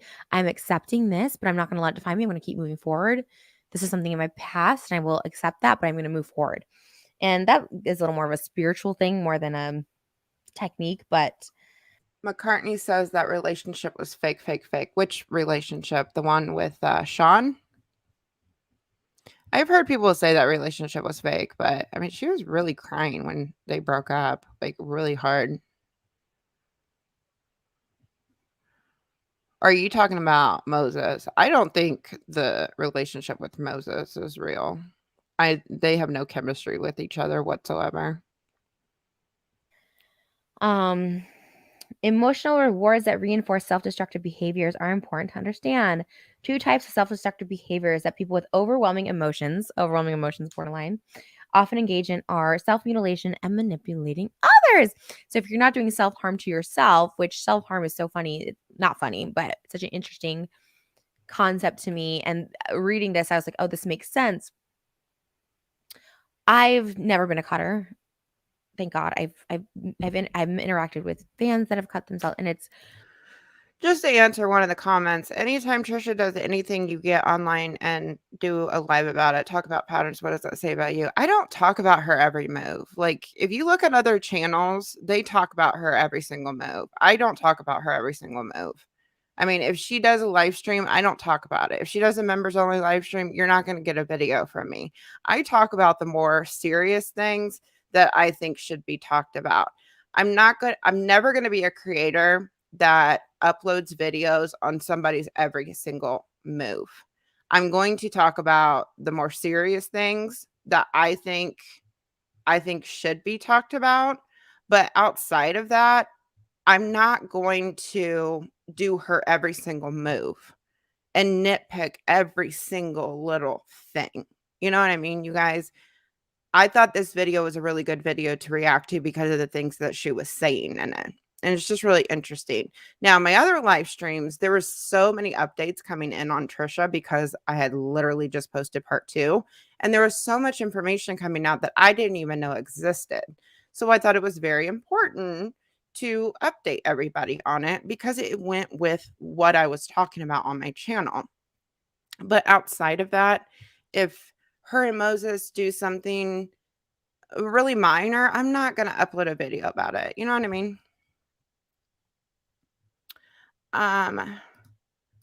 Karina says she admitted that all of her ex-boyfriends have had to delete their IGs because of the hate she sends them. She said it was so much pride on Big Brother. Oh, did she really? And thank you for so much for your super chat. I did not know that. I'll have to find that clip because that will be a good clip. If anybody has that clip, please email it to me because that would be a good clip to put in episode 2. Because I'm going to be talking about like the relationships and the patterns and everything else. So, and thank you for your super I chat. feel it like right away, not to say I'm a freaking empath or not. Like I sense that what they were going for. And mine, I don't know, to segue from that to what I'm about to say. I do this thing where like I rip my toenails till they bleed. Scabs. I mean, you can see scabs on my arms, on my legs. I pick, right? And so when I was doing meth and all that stuff like that, I was getting scabs and I would rip it. I would rip it past the scab to the skin to like just make everything bleed. Like I enjoy it, right? Like I enjoyed it so much. And again, I'm not a cutter, so I can't really relate, but I'm going off some text from this book, but it releases endorphins because your body is trying to heal this wound, right? So it's releasing some natural endorphins in your body, which can feel like relief.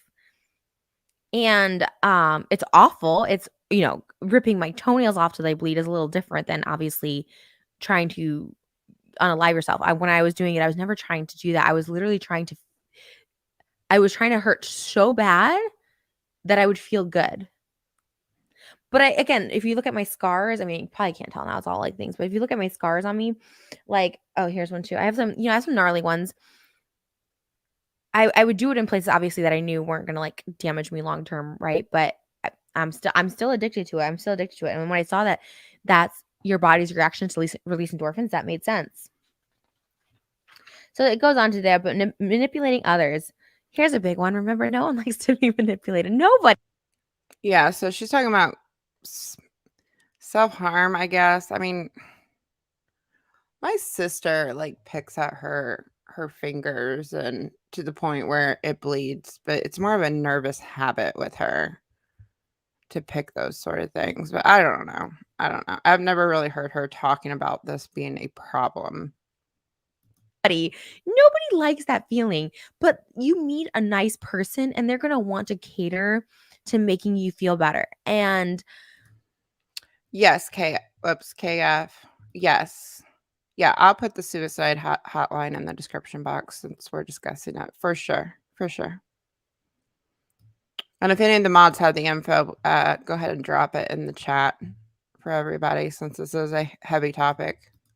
I have to know in my own relationship now, I have a really nice guy. I got to learn to not manipulate that. And if I'm feeling something, to just say how I'm feeling rather than this is another really embarrassing example. And thank God I don't have a lot of current examples in this current relationship. My last relationship, I mean, I also threatened not only to kill myself, but like I attempted to try like to do some harmful behaviors in front of him. I don't remember a night. I just remember I was like really high on meth, driving over to his house. I've been told certain things. I don't remember a lot of it, so I don't want to repeat it because I don't Okay, want to repeat this is what's really pissing me off about her lately is because to my knowledge, I can't find it anywhere. To my knowledge, I don't think Jason has ever talked about this publicly. I think the person that put the whole incident and talked about the incident online was Trisha and nobody else but Trisha. But now she's spinning this to make it look like Jason and whoever else told her that these things happened and she doesn't know if they actually happened or not. So she's trying to twist it to make it seem like it may have not have happened, even though she is the one that fucking got on TikTok and told everybody play by play how the whole night went down. Nobody else did that but Trisha. I get so tired of her like saying I had a blackout, I don't remember. She does this a lot, you guys. And there's certain things like I remember her talking about on frenemies. Like, for example, this is really small, but when her and Ethan were reacting to some of her old TV appearances, there's one in particular where they're talking about America's Got Talent, and she literally says, "I don't remember any of this. I don't remember a lot of stuff from, my early YouTube days or my early um appearances and stuff like that. It's just all like a blackout to me." And then he goes on to play the clips, but she's saying detail by detail of what America's Got Talent wanted her to do and that sort of thing. So it's like, come on, Trish, you're saying it's all blacked out. You don't remember it, but then you're telling people play by play how it all went down. I mean, that's just a small example of it, but she does this a lot with a lot of things. And now she's doing it with the car crash with Jason. wrong story because now the story has been blown out of proportion with people who weren't there. The only people who know is me and this person. I have no interest in talking to this person, not even to heal the story. I just have to chalk it up to like there was something I did very wrong in the situation. I was going to the extreme to show that I was going to be a danger to myself, right? Because it worked before. We had broken up in February. We had hooked up and seen each other throughout. And every time we'd hook up or see each other, I would start crying and I would say, like, I have nobody in my life. And then when he would call my mom and sister, I would tell my mom and sister, don't respond. They didn't know what was going on. So they were like, okay.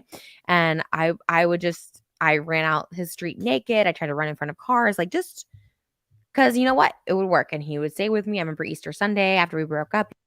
Okay, now you see what I'm talking about? You guys, she literally just did it right there. She says that she doesn't really know if this happened and how it happened, but then she just gave us a detailed play by play of how it happened. He came back, stayed with me at my place, like cuddled me. And I was like, this is all I ever wanted. So I just kept being more and more extreme. And I don't know who that person was. That's the scariest part of it.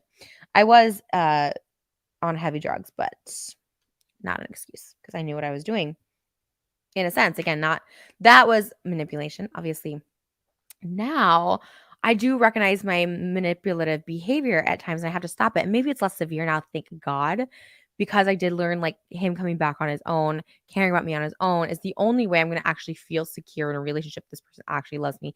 This person's actually not going anywhere. It's not because I'm making them feel guilty, it's because they choose to be. So now that I'm secure in that part of it, there will be times where I'm freaking manipulative. Case in point. And this might Yeah. have to be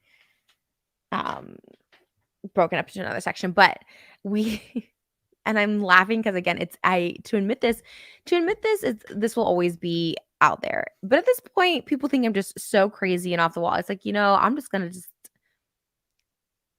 I mean, I will give her credit. At least she's admitting to it.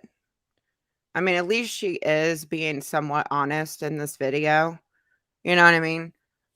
At least she's admitting to it. That's a step in the right direction. You're admitting to some of your faults, but you're also distracting with some of your faults with it. And you know what you should be doing is saying how sorry you are for doing those things to the people that you did them to. Just saying. I just keep doing what I do, which is sharing my stories. It was after my music video, and after a music video, I have a manic high on a music video, but the next day I have a manic low. The lights, the camera, people catering to you, people making your dream come true. This is your dream and it's coming true. And you make it come true. The next day, you're in the real world and you're like, oh, that dream's over. What's next? I'm trying to chase another manic high, but until then, I have this really manic low. And usually it's like, I ate something shitty the night before because I, try and eat really healthy up until the music video, and then I eat something crappy. So now that starts the manic low. And so we were going to go to Benihana, which we normally do. And I had misplaced my phone and I could not find my phone anywhere.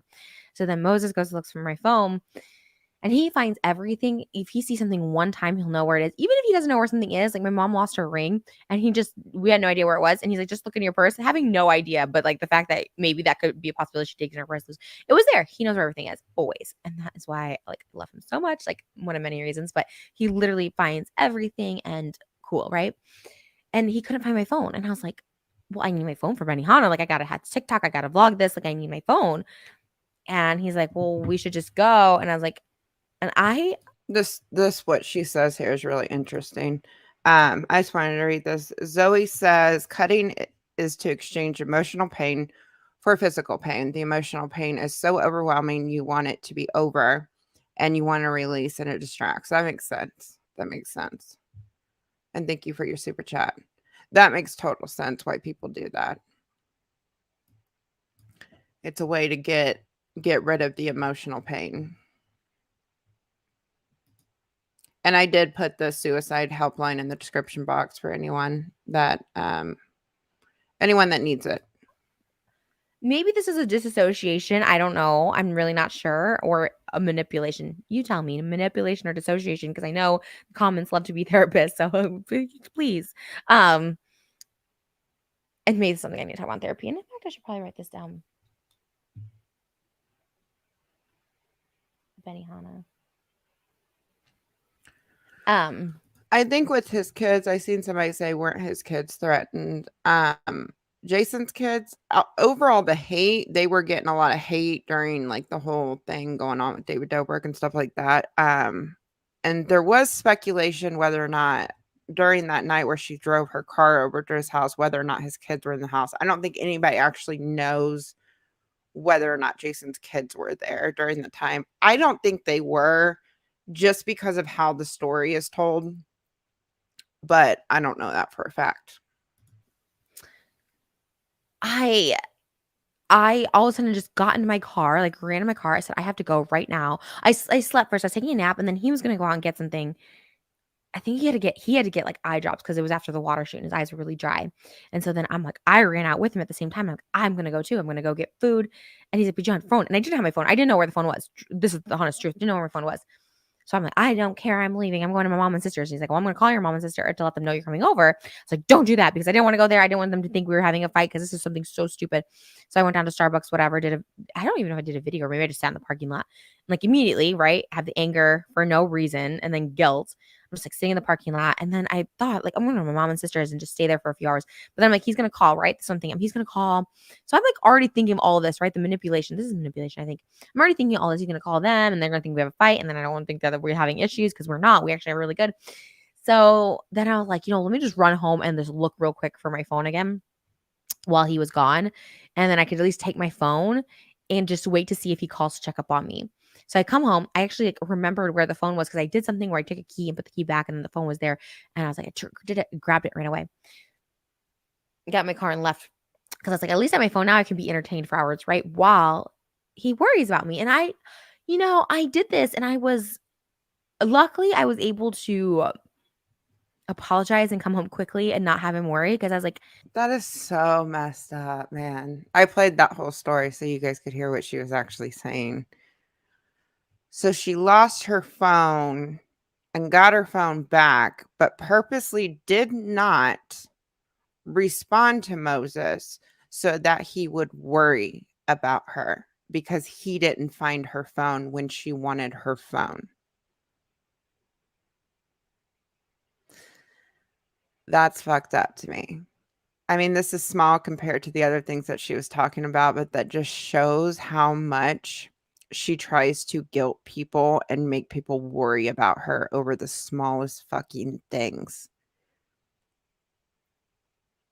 Yeah, narcissistic. Yeah. Like, I seriously think Trisha needs, like, a lot of help because that's not normal to think like that. It's not normal to, because she literally said that Moses finds everything and Moses couldn't find her phone, and it made her mad. Obviously, it made her mad that he couldn't find her phone or didn't know where it was. And when she actually got the phone, she made him worry on purpose because he didn't magically know where her phone was. That's so messed up. Whose mind does that?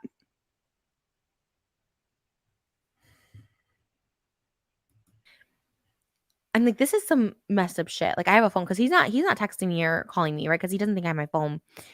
And then he does text. He's like, "Did you ever find your phone?" kind of thing. And I'm not responding within like a half hour. And I was like, this is it feels wrong. It felt wrong, right? Like, Well, yeah. I had this hypersensitive reaction to him not finding my lost phone. And I don't know why. I don't know why it triggered me, and it did. And my reaction was to like let me make him worry about me. And then why did I want him to worry about me? Why do I manipulate that? Because no one does worry about me. No one does care. That's how I think in my head, right? From a kid to a teenager to an adult. I was like, no one really cares. They only care when I'm in distress. I always thought about like running away and having people worry about my kidnapping. Oh Tom my Sawyer, there's God. a part where he looks at his own funeral. I'm like, I always thought like I thought about it. This podcast is so revealing on so many different things. As a kid, her mind actually went to the point of running away so that her parents would worry about her being kidnapped?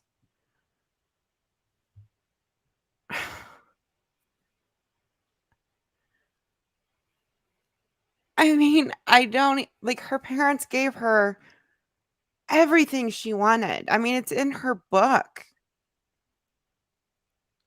I think her mom, when the boyfriends got involved and the husbands got involved, I think Trisha wanted the attention from her own mother because her mother cared more about the boyfriends and whatever the boyfriends were doing, and there is a lot of messed up stuff that goes on in her home life, but it's just like it just shows how much whatever happened in her childhood with her family in her own home, it's still it has molded her into this person that she is today. And she takes it to extreme levels with the people that are in her life because she doesn't want them to leave her. And she always feels like she needs a man to complete her. Like, the best thing that Trisha can do for Trisha is break up with Moses, focus on herself, take a break from the internet, but take accountability as well for the things that she has done. This is not normal thinking. I'm going to run away so my parents can think I'm kidnapped. I'm going to not respond to Moses so that he can purposely worry about me.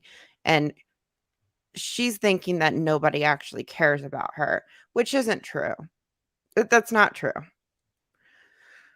Her family cares about her. Her dad obviously cares about her. Her mom and sister obviously care about her. There's people in her life that do actually care about her. But in her mind, she thinks that nobody cares about her unless she's in distress some way. So this is a thing that she does constantly. If you're doing something over something that small where Moses couldn't find your phone and you're purposely making him worry over something that small, I can't even imagine what else she does behind the scenes. Sincerely, and that's some fucked up shit. Like, this is something to judge me on for sure. And I'm like, I'm manipulating the situation so I can have someone feel bad for me because nobody does. And maybe rightfully so, right? 1% of my Actually, 99% of my anxiety as of late was from the internet, from comments. But when I realized that it's coming from comments and not real life or real situations, I was just like, oh, why am I letting this affect me so much? Right? Why? But Trish, that's also not true. You got a lot of people that do care about you. You got a lot of fans that do care about you. I mean, I may not like your behavior, but I do want you to get better. I genuinely do, because none of this is normal. None of it's normal. I think you have the potential to change if you actually want it bad enough. But the thing about it is I don't think you actually want it.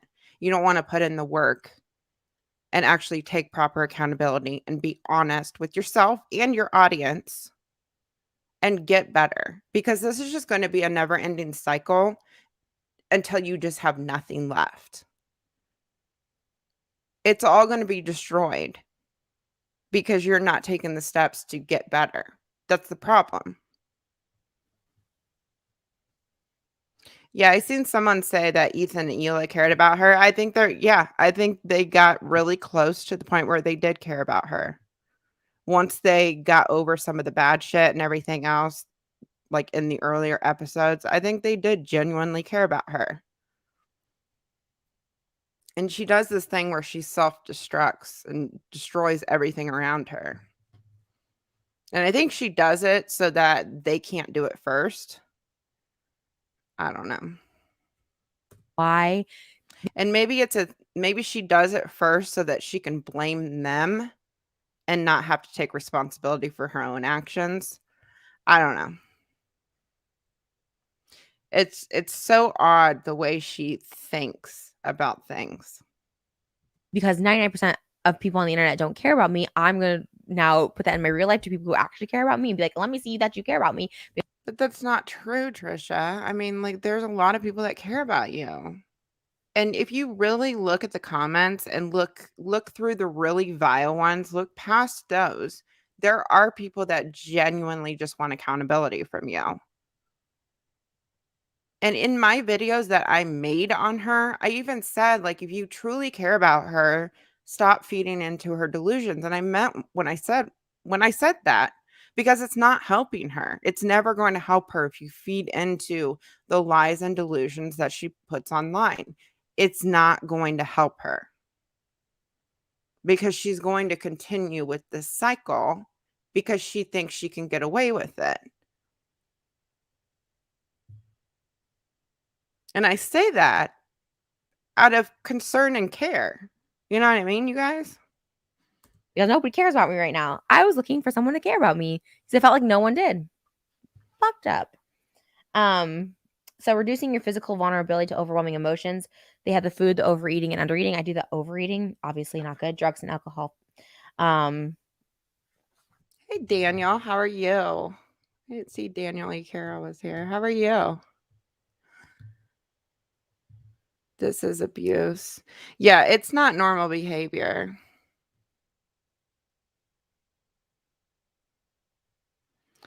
Oh God, mysterious, stop. She's saying these things to get you to say exactly what you're saying. What do you mean? I mean, I can't help but being I have empathy for people. I can't help it. It's just that's just who I am as a person.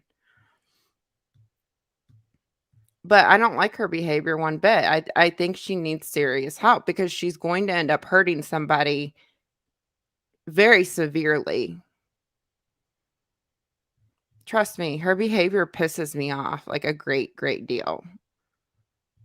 I wouldn't like I care about the things I'm talking about in this series, and I care for the people that she has hurt a great deal. And that's why I want her to get help as well, because I don't want more people to get hurt in the process. She's jealous of Hila because Hila can have kids and Trisha can't. Trisha Paytas is infertile. Watch Trisha's reaction when Ethan mentioned Hila's pregnancy. And thank you so much for your super chat. Yeah, it's sad that she can't have kids. I just don't think the way she's going about it, because I just don't think this relationship is real online. Um, and it's sad the way she kind of sabotaged their high on their pregnancy, announcing the pregnancy and everything else. And one thing that really rubbed me the wrong way in that last episode of Frenemies was her like making a big deal out of Ethan titling Frenemies pregnancy announcement. Because when I seen that title, I didn't think of anybody else but Hila because they had just announced it on After Dark. So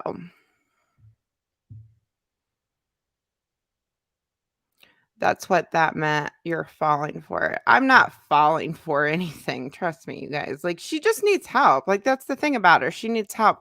I can't help but have empathy for people because I don't want people to destroy other people. I don't like seeing people be this fucking manipulative.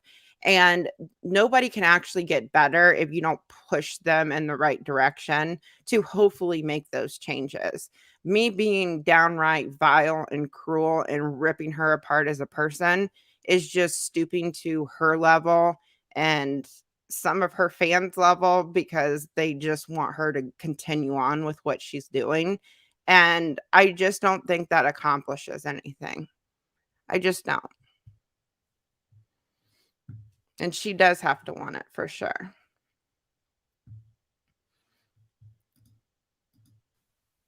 Physical exercise and sleep. Sleep is a big one for me. I'm always not always sleeping. Is too much sleep is bad too, but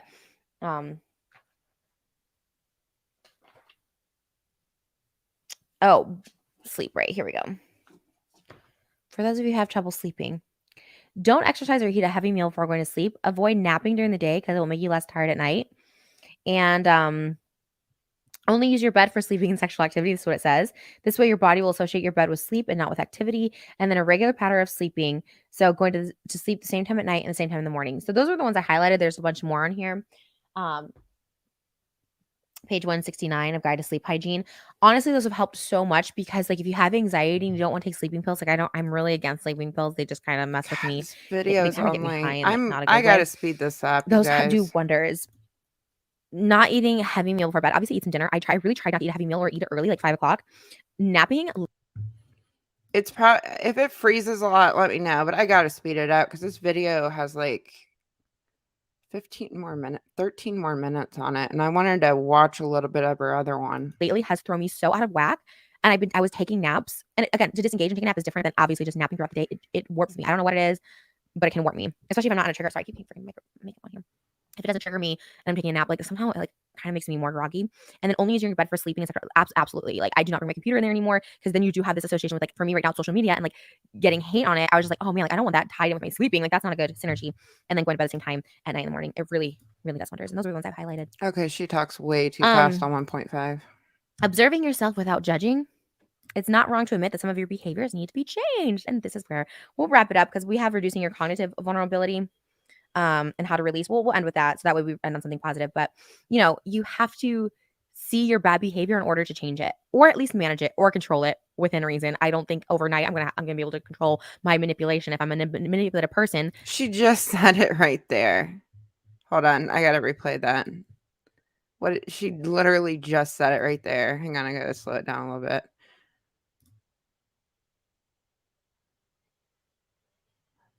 Sorry, guys. Observing yourself without judging. It's not wrong to admit that some of your behaviors need to be changed. And this is where we'll wrap it up because we have reducing your cognitive vulnerability and how to release. We'll end with that. So that way we end on something positive. But, you know, you have to see your bad behavior in order to change it or at least. Exactly. That's the whole point of people telling you you need to be accountable for your actions. You have to see your bad behavior in order to make changes. Like you're not stupid, Trisha. I mean, you know, but you avoiding it like you do and just making excuse after excuse after excuse, it's never going to get better. It's never going to get better. And it's going to get to a point where you don't have anything left. You won't have the money you have, you won't have the platform you have. I mean, you're going to destroy it all if you don't realize your bad fucking behavior and do something about it. Manage it or control it within reason. I don't think overnight I'm gonna be able to control my manipulation if I'm a manipulative person. by chemistry in my brain, then I'm a manipulative person. I can try and do my best. But you've been a manipulative person for years. Years. Like, you literally admitted you were manipulative with Sean. That was so long ago. If you've been this manipulative for this long and you're not any better and you're making Moses worry over him not being able to find your phone and you're purposely doing shit like that, something ain't working with what you're doing. Because that's not normal. That's bad behavior. To change it. I can recognize things. The big one, obviously, being like, hey, don't say you're going to kill yourself because that's the worst kind of manipulation. Don't blame. But you did that with Moses too, because Moses literally admitted that on a TikTok. I just don't see that changing overnight. You know what I mean? If she's literally admitting to this right now, and we've seen the TikToks and stuff like that of her partners confirming this stuff, it's still going on. We just don't hear about it. You know what I mean?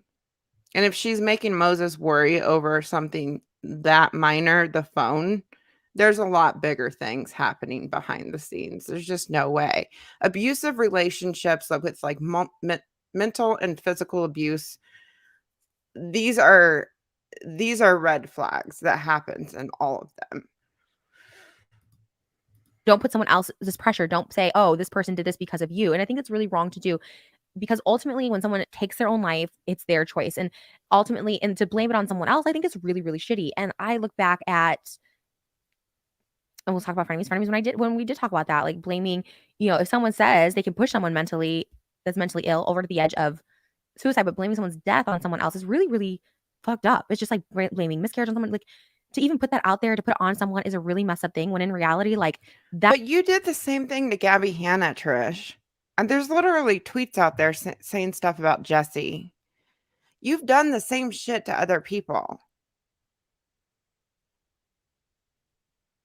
I mean, geez, like, yeah, his mom shouldn't have said something like that, but I understand where she's coming from. I can't even imagine the stress.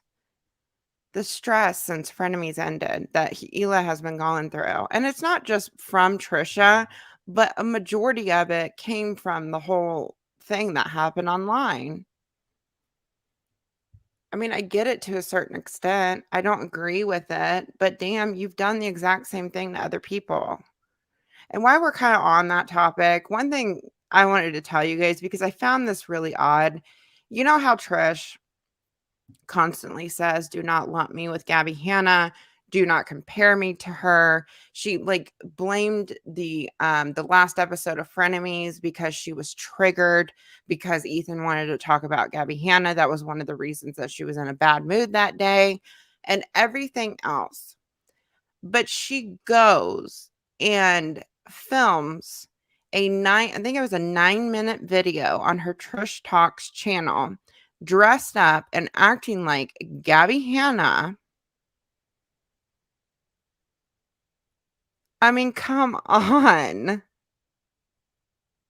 She's just so manipulative with the things that she says and does. She acts like Gabby Hanna triggers her so much.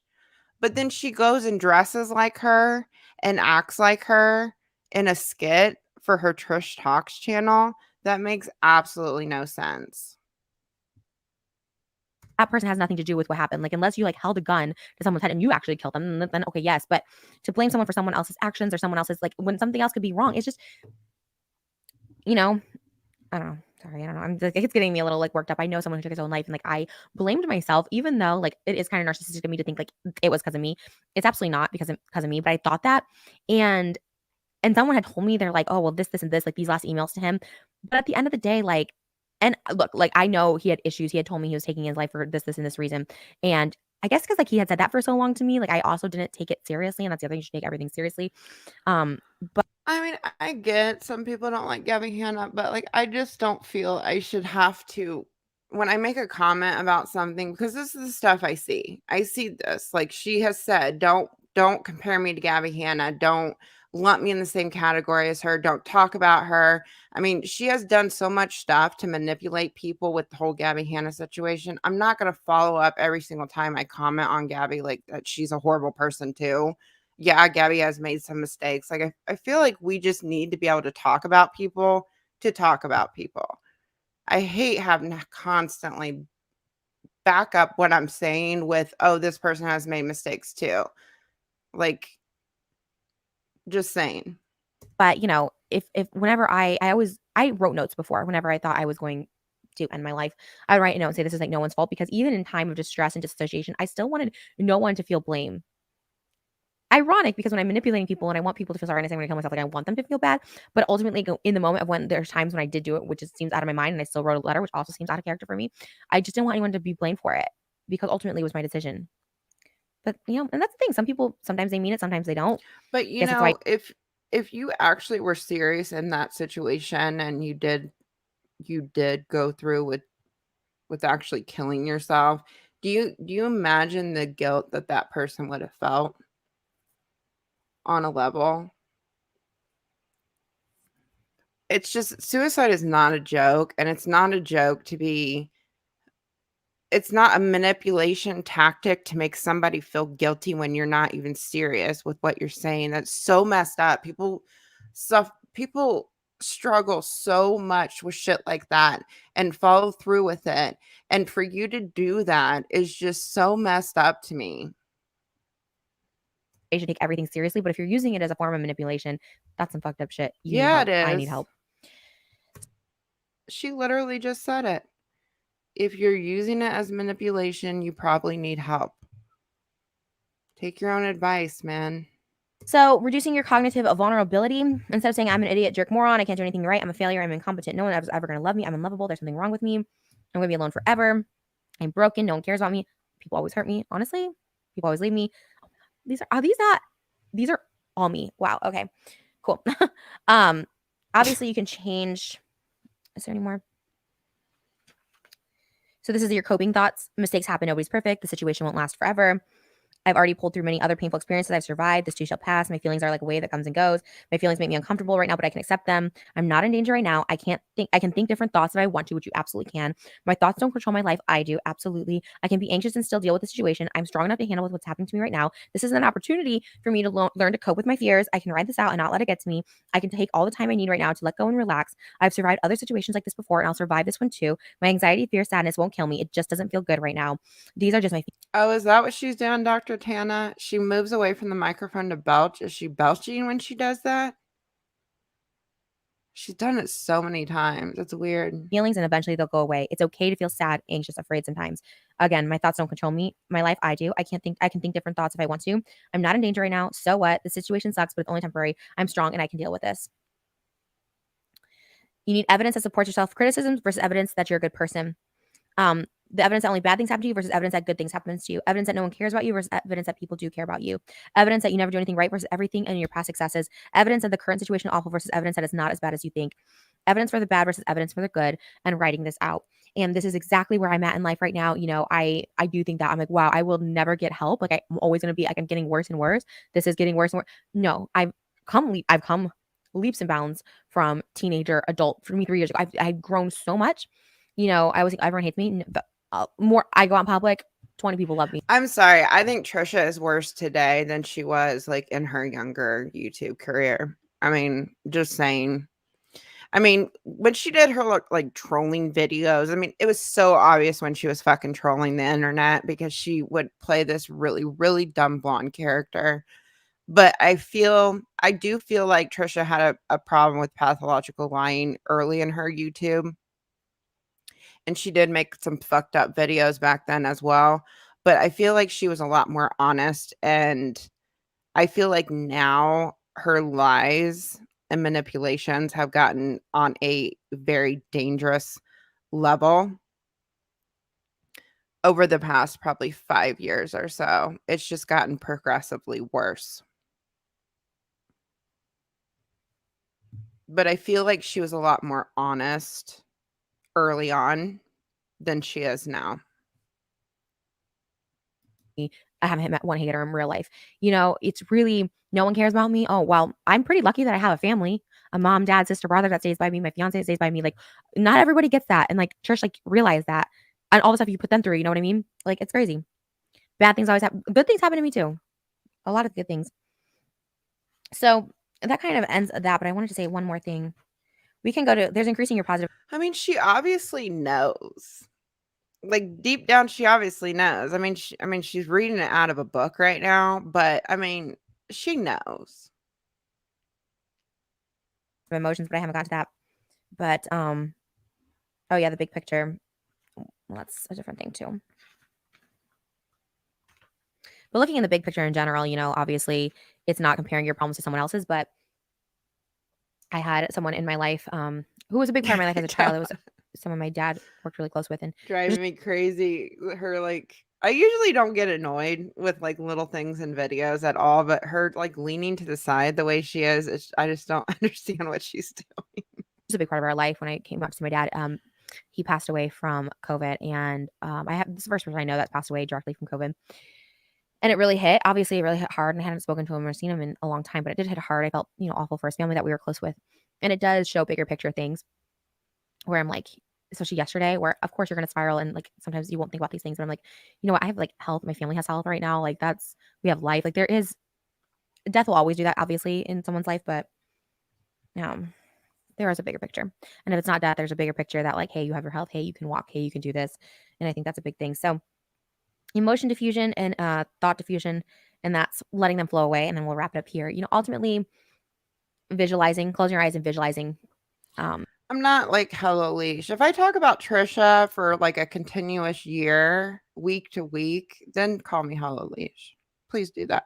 Once I'm done with my series, I'm done with Trisha. I just thought this video was important to react to.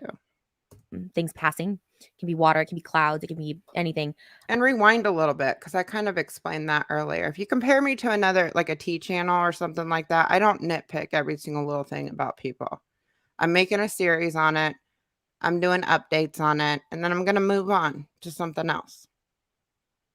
I like to think of water because I do think of, you know, myself as fluid, life as fluid, ever changing, ever flowing. So I like to think those thoughts too. Thoughts come in, bad thoughts come in my head lots of times, and this isn't hallucinations. I'm on medication for that. But other horrible thoughts, mostly about myself, mostly about myself, if I'm being honest. And I let them pass because and you have to visualize. I visualize seeing it. Sometimes I go back to the sand dunes we visited last year. Sometimes I can see that sand drifting away and how it just drifts so effortlessly and it's so beautiful. And I see the thoughts come and go. Water is really when I envision those thoughts on a piece of paper. I see the thoughts that kind of flourish in the water. It's kind of beautiful. It's flowing. Now I'm focusing on water. Now I'm focusing on the drifting. I see it drift away, and now I'm just, you know, looking at this babbling brook and just seeing all the rock. All right, I think I'm going to move on from this video. There's a whole like 4 minutes left, and it's taking forever to get through. Okay, I wanted to watch a little bit of the one that she posted this week. I'm not going to watch the whole thing because it kind of goes into like just reading that book a lot, but I wanted to watch a little bit of it because there was a whole like new mood to that video and I wanted to talk about it with you guys. But before we do that, I want to go through the chats that I missed, and I do want to hit on some of the other chats, just everybody else's chats, and just kind of read some of your comments. But I'm going to go to the super chats that I did miss because I know I did miss some when I was watching that video. And then we'll move on to the other video of Trisha's. So just bear with me for a second here. I'm going to go to my super chat screen and read the ones that I know I missed really fast. Okay. Because they've literally disappeared. Now I can't put these up on the screen. Oh, don't tell me. I can't. Okay, here they are. Karina, I honestly feel like she developed feelings for Ethan because he was a man in her life who treated her with respect and love, which is why she hates Ela. Thank you so much for your super chat. I think to me, it was very weird how Trisha constantly hit on Ethan, and it was very disrespectful because he is married, and maybe she did have feelings for him, and I do think she resents Ela a lot. It's pretty crystal clear that she doesn't like her. Thank you so much for your super chat. And then sweet memes are made of, I can't see the rest of your name in here. But said, love you, mysterious. I want to call out that just because Trisha has BPD behaviors doesn't mean that all borderlines act like this. We're usually very sweet. And I completely agree.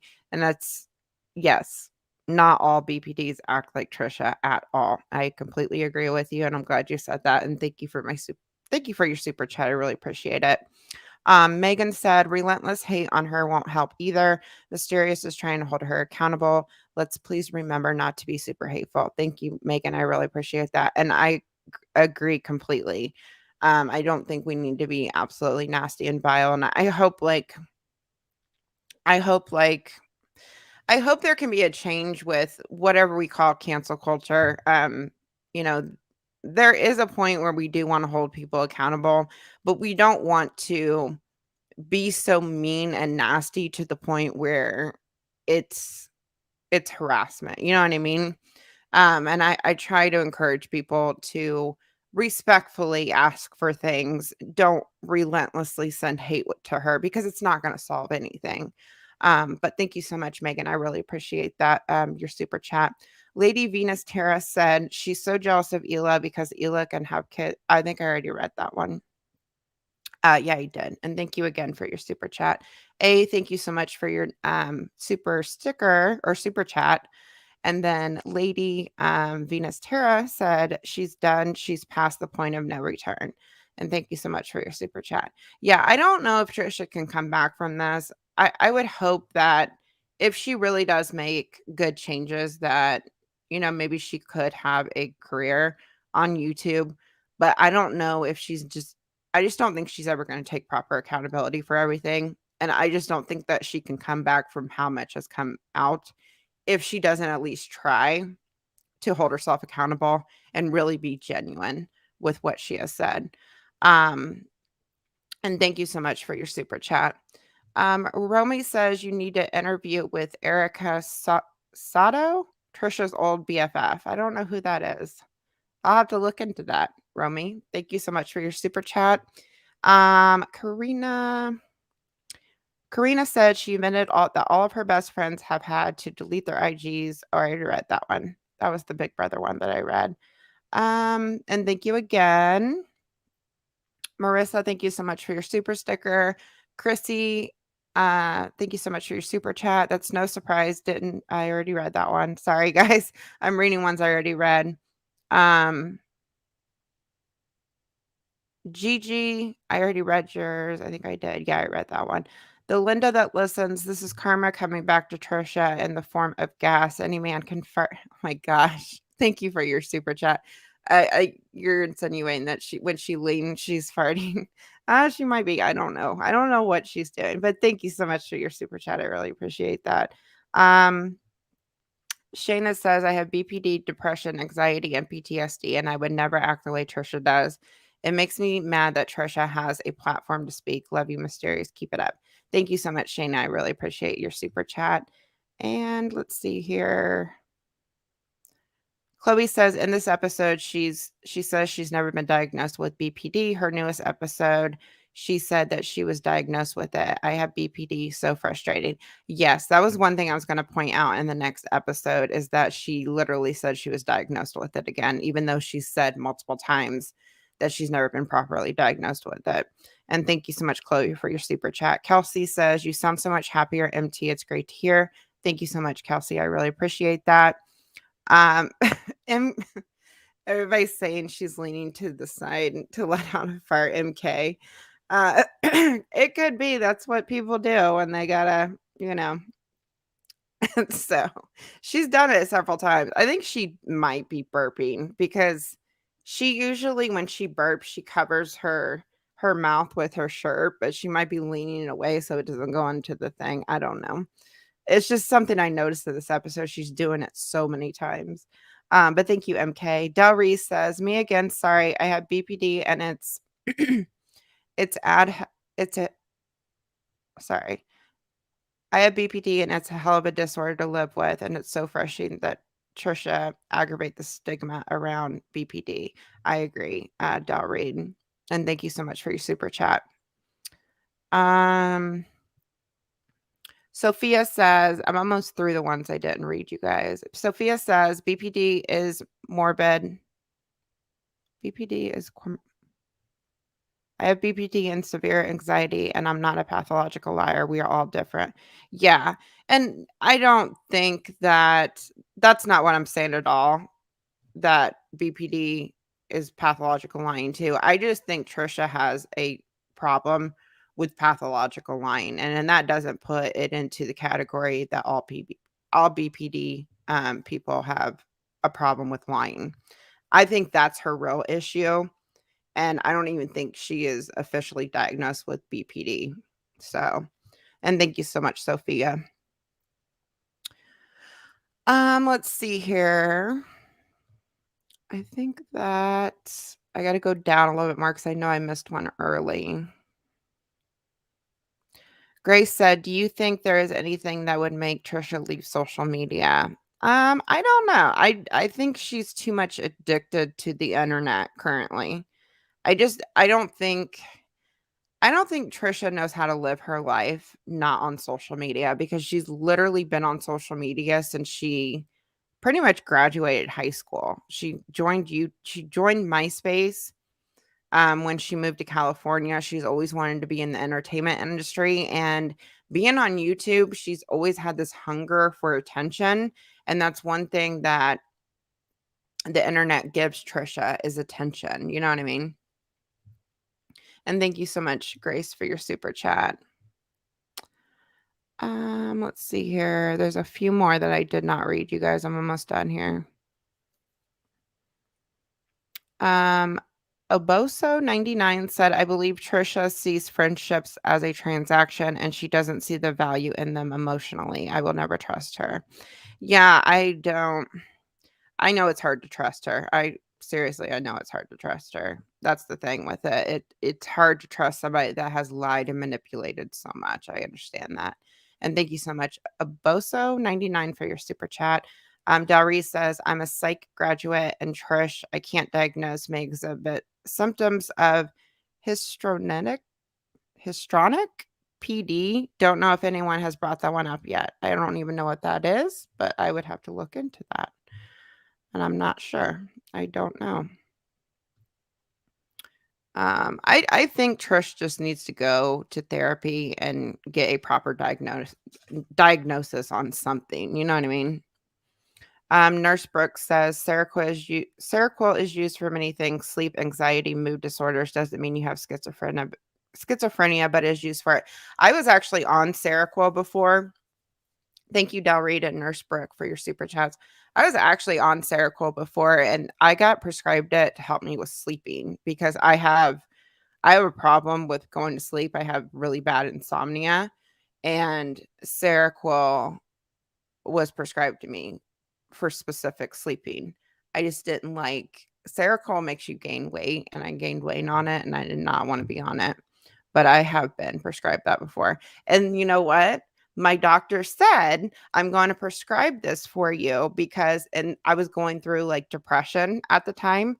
And that's what they specifically said to me. "I'm going to prescribe you Seroquel because you are having depression, mood problems." And it was like early when I got out of my relationship with my ex that was really abusive, and I was having trouble sleeping. And that's exactly what they told me. "I'm putting you on this because of this and this." And that's what most doctors usually do. Let's see here. Eliza, side effects would be showing for, I don't know what that says. I think you chatted something before that, but thank you, Eliza, for your super chat. Thank you, Nurse Brooke, Baby Bones. I really hope she doesn't give DPD a bad reputation. It's literally changed my life around. It's an amazing program. Yeah, and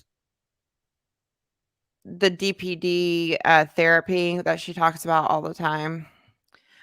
everybody just needs to take whatever Trisha says with a grain of salt. You know what I mean? Um, because she does spread a lot of misinformation about a lot of different mental disorders. Let's see here. Lulu says, thank you so much for the research you do. She was really a threat to people who get away her clout. I think I read that one before. Lady says she is I think I read that one. Eliza says, I know a lot of antipsychotics and no symptoms. Thank you, Eliza, for your super chat. I think that's it, you guys. Let me look here. Kayla says, thank you for all your hard work. New fan. Lady says, TP has no idea the people that she has outsmarted. And Missy says, your research is amazing. That's everybody. Thank you so much, everyone, for all the super chats. I really, really appreciate it. You guys are very generous. Very, very generous. And I was not looking at the chat the whole time I was reading through those. So, let's see here.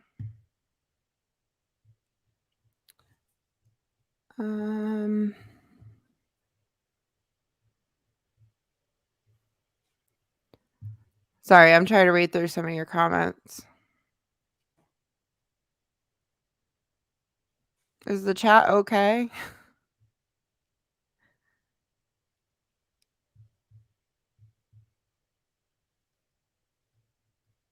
Sarah Cole sleep, yes, and weight gain. It says schizophrenic use too. Yeah. Yeah, that's why I got put on it a while back. It was a long time ago that I got put on Seroquel.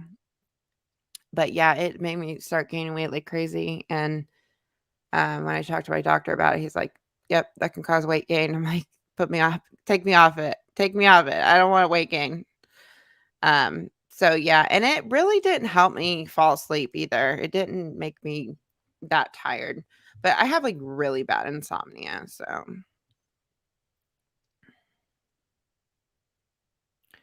why do people go off like a bunch of crazies in every live chat I see?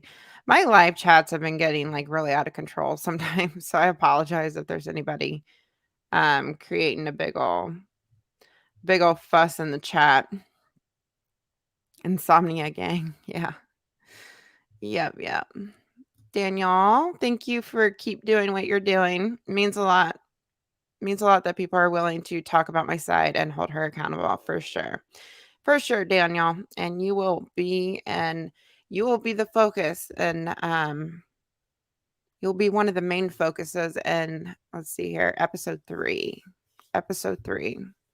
And I'll probably reach out to you again before I start putting that video together. But it's been a long time coming, and I'm glad that people started talking about it with everything going on. Because it was when I found out about what she did to you, I was absolutely furious when I found out about it. Because how she sent her fans at you for supporting her for years and years and years. It's so wrong on so many levels. So I'm really glad that you're getting the support that you deserve. And it's been a long time coming. A long time coming. So yeah, take the arguing elsewhere. Yeah, I really wish my chat could just be a little calmer sometimes. It's just been getting I got a lot of people mad at me right now. And I get it. I get it. I'm trying to do like to anybody that I know a lot of people disagree with what I'm doing that are still fans of Trisha. And one thing I just want to say, like, I'm trying to do this in a tasteful manner. And I'm not going to, a lot of people are like, you talk about her all the time. That's all you talk about anymore. Blah, blah, blah, blah, blah, blah. I'm going to talk about the important topics. And I truly do want Trisha to be held accountable for some of the shit that she has done because there's some stuff that is so wrong on so many levels. And if somebody's not going to talk about it, then it's not, she's never going to actually take accountability for any of this shit. And somebody needs to call it out. and I'm trying to do it in a tasteful way to do it. I'm not going to nitpick her every move. I'm never going to do that. I'm not going to be a channel that uploads a video like twice a week on her just to talk about the latest TikTok she uploaded or the latest shade she threw at Ethan Klein. I'm never going to be a channel that does that. I couldn't even get the content out that fast, even if I tried. But I just want to talk about the important things and the people that she has hurt. And then I'm going to move on to something else, you know? So,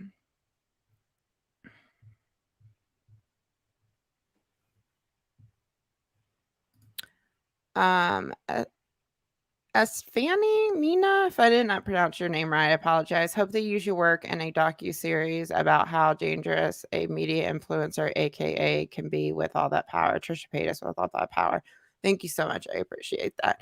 Yeah, I think Trisha uses her platform as a weapon, and I absolutely do think that she has been a very dangerous person at times. And I meant what I said in the video. Like, I believe that she is a dangerous person because she just doesn't have any limits to the lies and manipulations that she does online. In this episode of My Chemical Imbalance, like it's a very eye-opening episode. So it's the piranhas, they swarm. Hell, they have even drove by my house and my mom's to threaten me. I have no doubt that you probably went through fucking hell when that video was uploaded. That video had like, I don't know if is it still up on her channel. I wonder if that's one of the ones she took down. Has anybody looked that up? Let's look that up real quick. Um, because that would be interesting. It was like called My Stalker, Trisha. That's gonna be really shitty if she left that up. Nope. Looks like that's one of the ones she took down. That's progress. But that video had millions of views on it. So I can't even imagine the harassment that you endured. Let me go back to My Chemical Imbalance. And the thing that bothered me about Daniel's story is there was only one video online talking about it and proving otherwise about it. I could not find any like drama videos or anything on it. So that was really surprising to me. Um,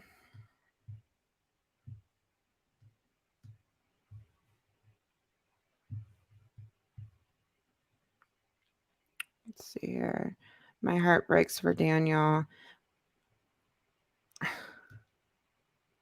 What are you talking about on the move? That's really shitty to say that. This guy has literally been harassed for like 3 years. You do understand that on the move. He's not milking anything. Come on. I just don't understand why people have to go in with the low blows on people. It's just not cool at all. This guy's been getting harassed for a really long time. Someone with a platform of almost 5 million followers. I'm sure she had probably about 4.5 million at the time, four, maybe 3.5 million. But someone with a platform of millions of followers got up because they were getting heat over a Donald Trump video that they were trolling people so that they could, increase their views and get the ad revenue like they do all the time. And once they got heat for it, they upload a video, throw one of their most loyal followers under the bus to paint him as a stalker. Come on.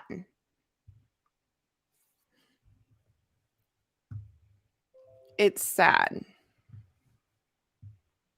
So, anyways. Yes, we support Daniel E. Carroll here on this channel for sure. It was literally 3 years ago. I don't know how she only had 1,000,000 followers. She has, like, 5,000,000 now.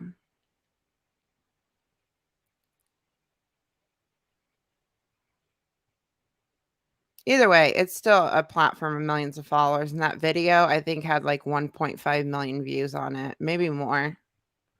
Maybe more. Yeah, we're not gonna watch the sad boy shit.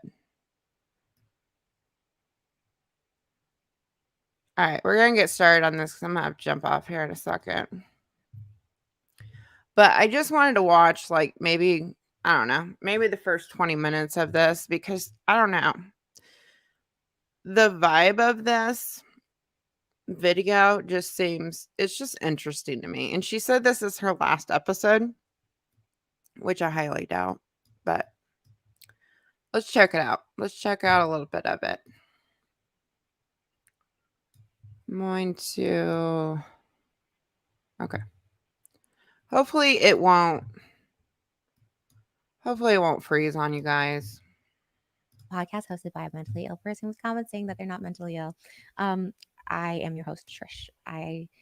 Pronouns are they, them. Those are my preferred pronouns. Okay, let's just get started. This was honestly going to be my last one because I just don't feel honey in my mouth. I don't feel motivated to do much these days, and it's mostly out of anxiety. Hey mods, are you doing okay with the chat? Let me know. I can put more slow mode on if you need me to. I don't know how many people are in here. There's 2,300 people watching. And thank you to everyone that's watching. I really appreciate you guys so much. And hit the like button. Hit the like button. I would appreciate it. My mods are good. They can block people. You're having a hard time. Okay.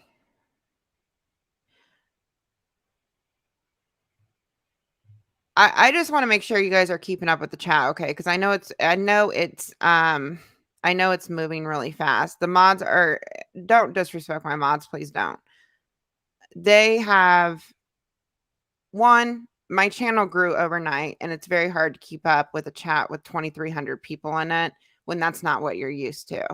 And I think they're doing an amazing job, and they have done a lot for the channel since it just grew overnight. So they're doing the best they can. If somebody's comment gets accidentally hidden, or if somebody accidentally gets muted or something like that, that didn't do anything wrong, please understand that the chat is moving really, really fast, and that they're trying to do the best that they can. Okay. Okay. And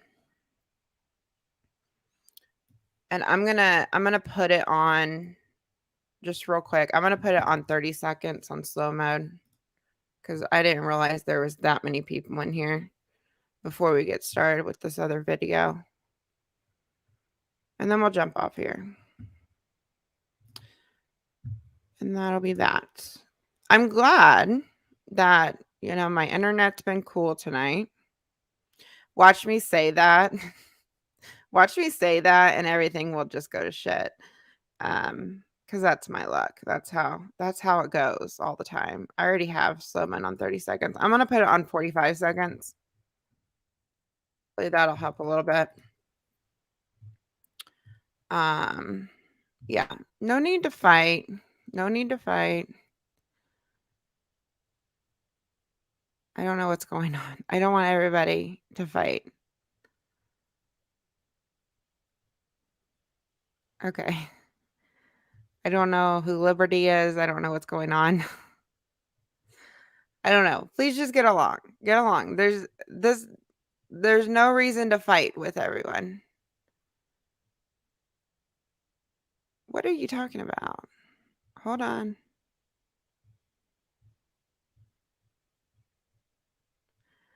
I don't know what you're talking about, man.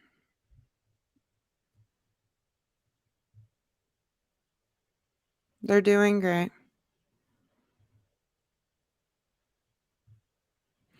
All right. All right, don't fight with anyone. Everybody just calm down.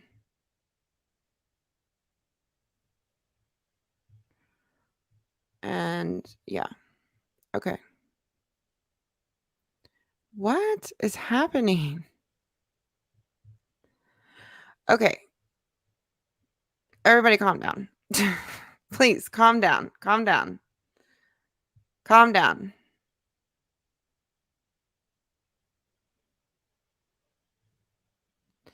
Mods, if anybody's being like really disrespectful at all, like if they're fighting with people or anything else, just time them out. I just like it has to be really disrespectful though. I don't want anybody fighting. I want it calm. I really do. I want it calm, but I respect everybody's opinion. But if people are like going at each other and there's like a fight, like warn them a couple times before anybody's timed out or try to. You know what I mean? I just want everyone to calm down. Yeah. Okay. All right. I'm going to read the super chat and then we're going to get to this video. Trisha is a wannabe. She will always be the one in the headlines, but never will be. I think she is a sad person. I appreciate your super chat. Aboso99. Thank you so much. I understand a lot of people don't like Trisha. I get it. I get the anger and everything surrounding it. Trust me, I'm angry too. It's messed up the things that she does for attention. For sure. All right, let's get started. Sorry for the delay, you guys, but let's get started. Anxiety. And yeah. So today we're going to talk about feeling. The main thing I was focusing on this week in my DBT book is feelings, threats, and balance. It's how to assess the threat versus your feelings. Most of the time, your feelings. By the way, I'm a person diagnosed with borderline personality disorder. And Okay, right there. Let's play it again. Let me take it off the 1.25 real fast. We literally just watched the other episode, you guys. And she literally said that sorry, I'm getting distracted by the chat. She literally said that she has not been diagnosed with borderline personality disorder and she shows traits of it. And she has said that multiple times. She even said it in a video with Moses probably about 6 months ago.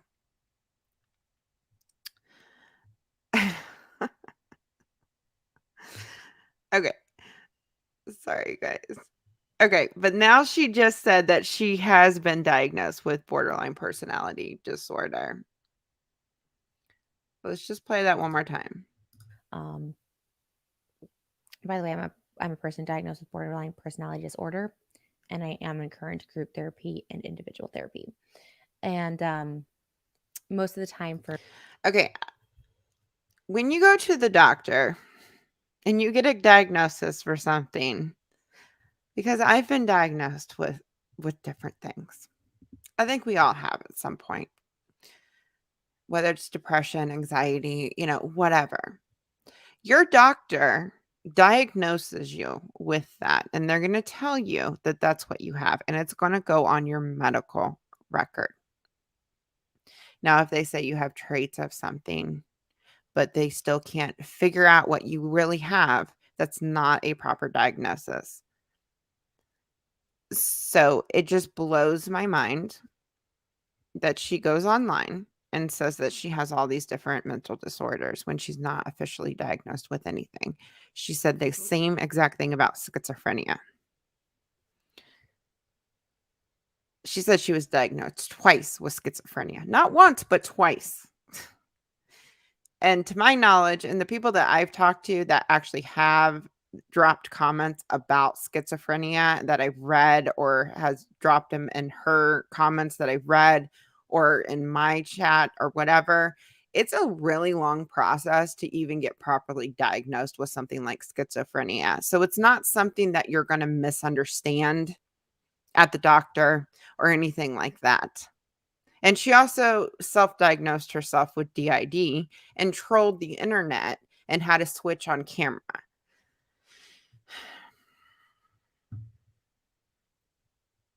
It's just messed up. Yeah, and what does that even mean? I seen somebody say, "What does that even mean being diagnosed twice?" Exactly. What does that even mean? How do you get diagnosed twice with something? Like, were you going for a second opinion? I mean, I can understand if somebody diagnosed her with schizophrenia and she's like, and she just doesn't, and isn't sure that she actually has schizophrenia. So she goes and gets a second opinion. People get second opinions all the time. But it's just weird how it all went down and how she tries to play it off now that she was just put on a medication for schizophrenia. It's just all so weird. And she does the same thing with borderline. She has not been properly diagnosed with BPD at all. People have just told her she has traits of it. For me, as I'm speaking for myself only, my feelings tend to be at a 10 while the actual threat is at a 2.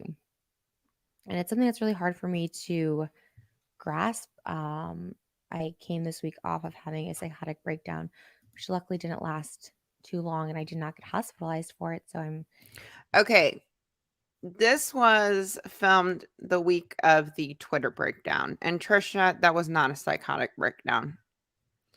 Come on. That was just an emotional breakdown on camera. That's not a psychotic breakdown. thankful for that. Partially, You were just scared because you were caught in a lot of lies. So you went on Twitter and had an emotional breakdown, and here we are. thanks to my partner, I do feel I'm in a codependent relationship with my partner, but it helps right now because otherwise I feel I wouldn't be as stable as I am. So I'm very thankful for that. Um, So right here, she literally just admits that Moses keeps her stable. That's not healthy, man. That is not healthy. To rely on a man for happiness is not healthy, or stability is not healthy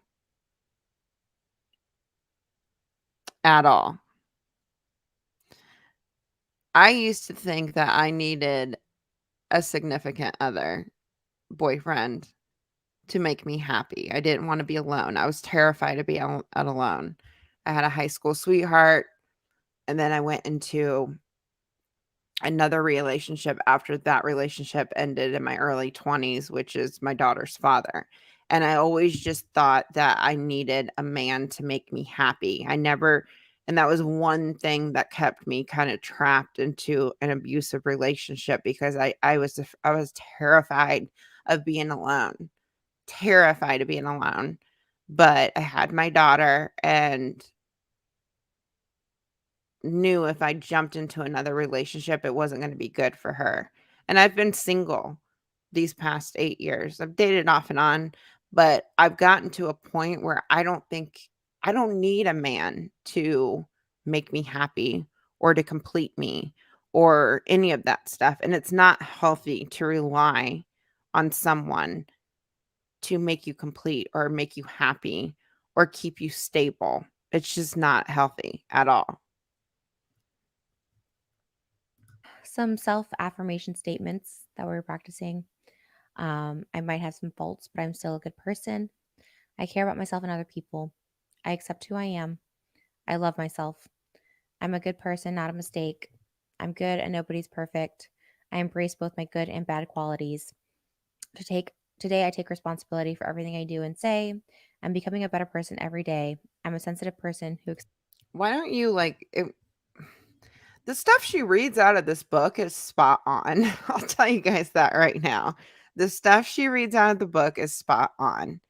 And it even just said, take what did it say? It was like take responsibility for your mistakes or something like that. grateful for that. Um, some self affirmation statements that we're practicing. I might have some faults, but I'm still a good person. I care about myself and other people. I accept who I am. I love myself. I'm a good person, not a mistake. I'm good and nobody's perfect. I embrace both my good and bad qualities. To take Today I take responsibility for everything I do and say. I'm becoming a better person every day. I'm a sensitive person who experiences the world differently. I'm a sensitive person with rich emotional experiences. Each day I do the best I can. Even though I forget sometimes, I'm still a good person. Even though bad things happened to me in the past, I'm still a good person. Even though I made mistakes in the past, I'm still a good person. I'm here for a reason. There's a purpose to my life, even though I not always see it, and I radically accept myself. Um, so let's talk about the FTB She cope. seems so off in this video. And it says take she said something like take responsibility for my mistakes each day or something like that.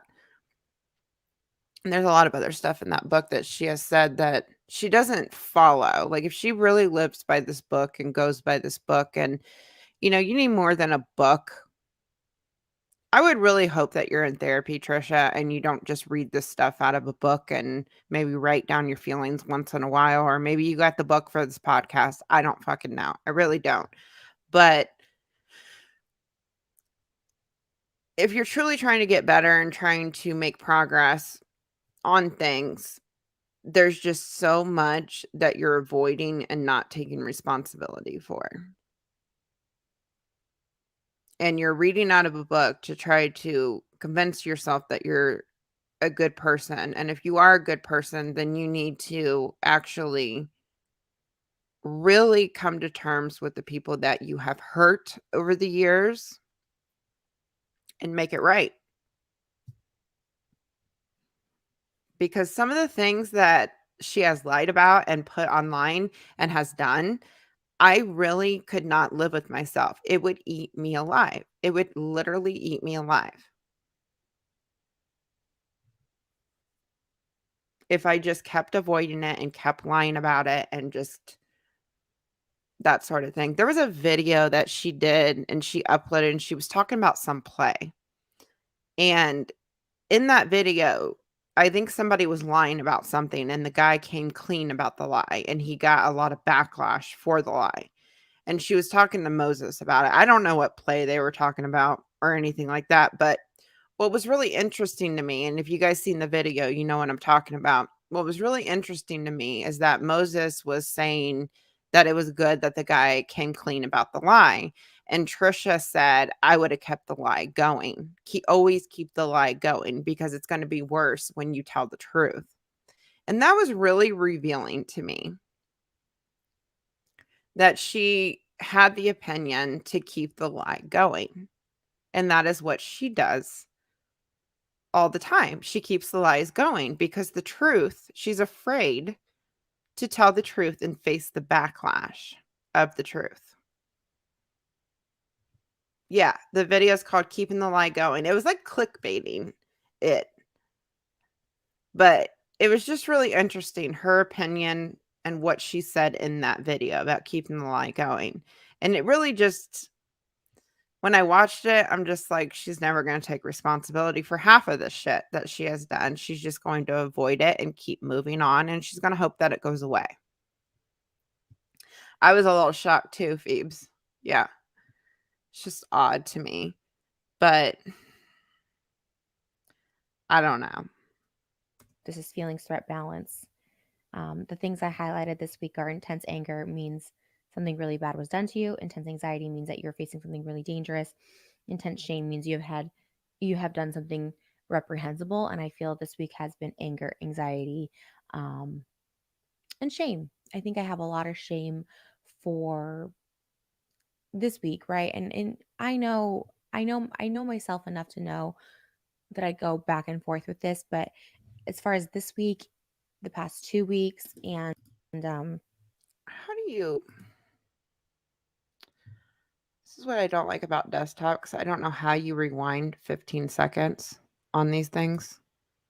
I want to see what she just this said. week, right? And I know myself enough to know that I go back and forth with this, but as far as this week, the past 2 weeks, and intense shame means you have done something reprehensible, and I feel this week has been anger, anxiety, um, and shame. I think I have a lot of You have shame done something for reprehensible. this week, right? And I know myself enough to know that I go back and forth with this, but as far as this week, Is it the past Jay? 2 weeks, and Thank you so I much, know myself enough Claudia. to know that I go back and forth with this, but as far as I did not know that. I always watch YouTube videos on my phone, and I didn't know Jay was Rewind. Thank you so much. That's like going to save me so much time now. Aboso99 said Trisha loves that. Trisha loves people that are different. She wants to be different so much. She takes everything on that she sees. It's kind of sad and kind of weird. Yeah, I don't she takes on other people's personality or just I think her dressing up as other people and doing music videos as other people, it's just something that she does. I don't know, she just can't be herself in any situation, it seems like, you know? Thank you so much for your super chat. I really appreciate that. Claudia, no problem. this week, the past 2 weeks, and I felt a lot of shame in just things that I put out online. Like it's just you'll never be able to take things back once you put something out online. It's out there forever, and the only way you can escape it is to escape um, being offline. I work online, and it's a topic that comes up a lot on in my sorry this dress keeps coming down. I really like it, but it's just not. It keeps coming up in my therapy. Is like what do you need to be online for? I understand your work is there, but it's like I it is work, but it's also routine for me. It seems odd to not film. I could have gone this week not filming, but I was like, let me just, let's put some makeup on today. Let's try it. Let's attempt this. And it's early in the morning, so I just came off of a Her moneymaker is pretty much OnlyFans, and I mean, she could literally still do OnlyFans, but the thing about it is I don't think Trish knows who she is if she does not upload videos every single day. I don't think she knows how to even go about her day-to-day life if she's not filming and doing videos for YouTube and filming for TikTok and posting pictures on Instagram. It's like her life revolves around social media, and social media is a part of who she is that only makes her happy. And without social media, she would not be happy. She thinks she's happy. To me, she thinks she's happy because of these things, but and probably if it's taken away from her for a certain period of time, she just don't think that I don't know, it's like she won't be fulfilled if she doesn't post on social media all the time. And in reality, she needs to take a break from it because it's not helping her. You know what I mean? It's just really odd to me. Really, really odd to me. You can call me Ann. Okay, awesome. I hope I remember that. I'm bad with names. I'll try to remember that. But thank you. Yes, that's much easier. I appreciate your super chat. And no walls 07. Thank you so much for becoming a member. I really appreciate that a great deal. There was somebody that said something that I was going to read, but I might have lost it. Yeah, nurse, 9 lives. She has admitted a few times she doesn't know who she truly is and takes on identities and traits of others she sees on media and online. Yeah. Yeah, that's what's really interesting about her is how I kind of think about things too is like, is what she's telling us her reality or is it somebody else's reality? You know what I mean? It's just really odd to me. It's just all really odd behavior. I've never seen anything like it with Trisha. Just everything all together, all the stuff that she does.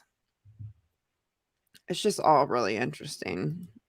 psychotic breakdown 3 days ago, and then yesterday I had a massive anxiety attack. Again, these are things that I haven't experienced that much in the past year. My main thing in the past year have been um, audible hallucinations and visual.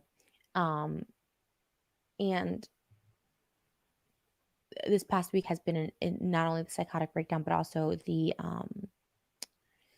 anxiety attack last night, which was so exhausting. I started panicking. I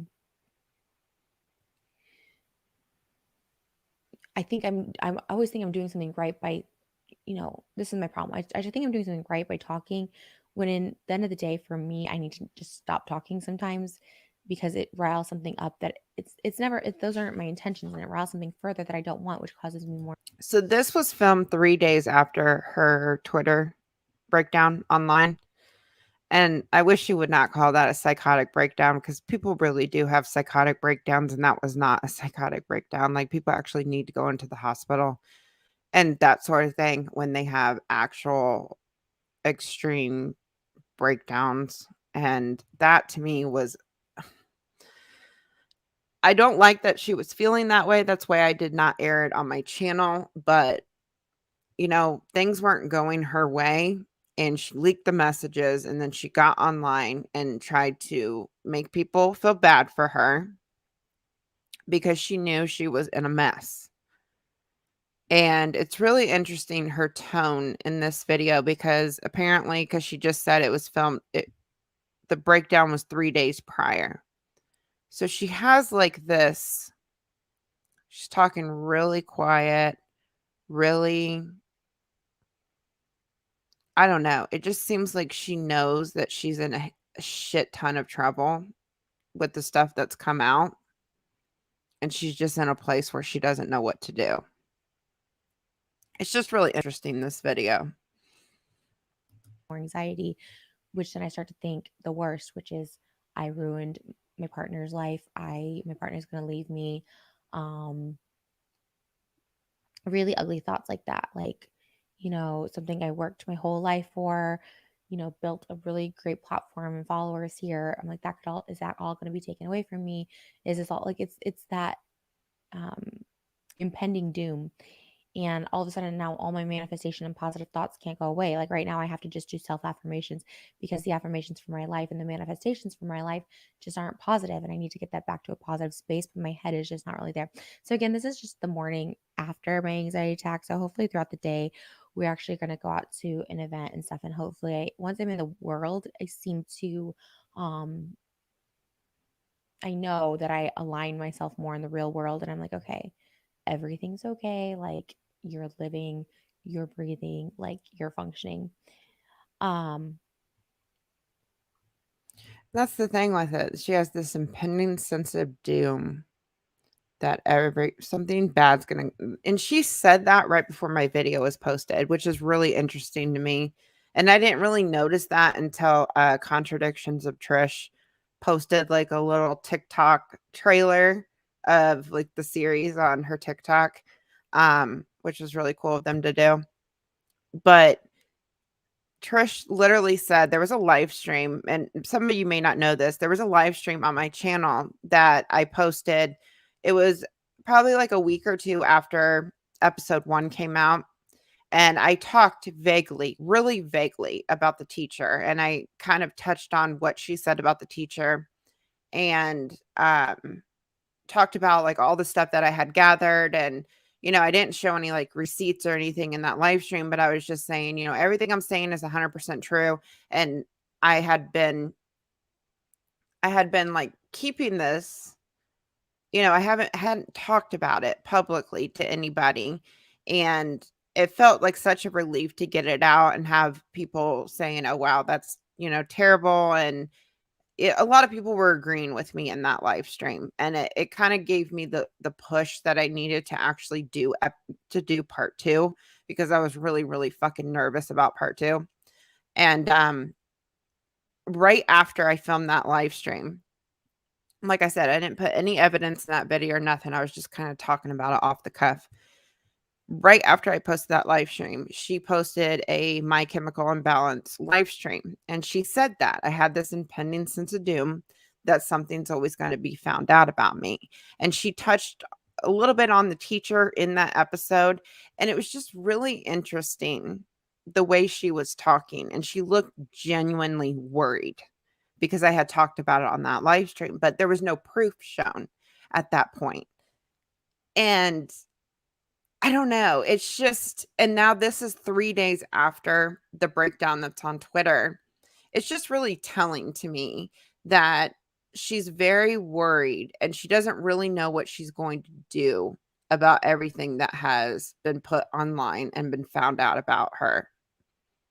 And she knows she put the privacy claims on the video at this point too.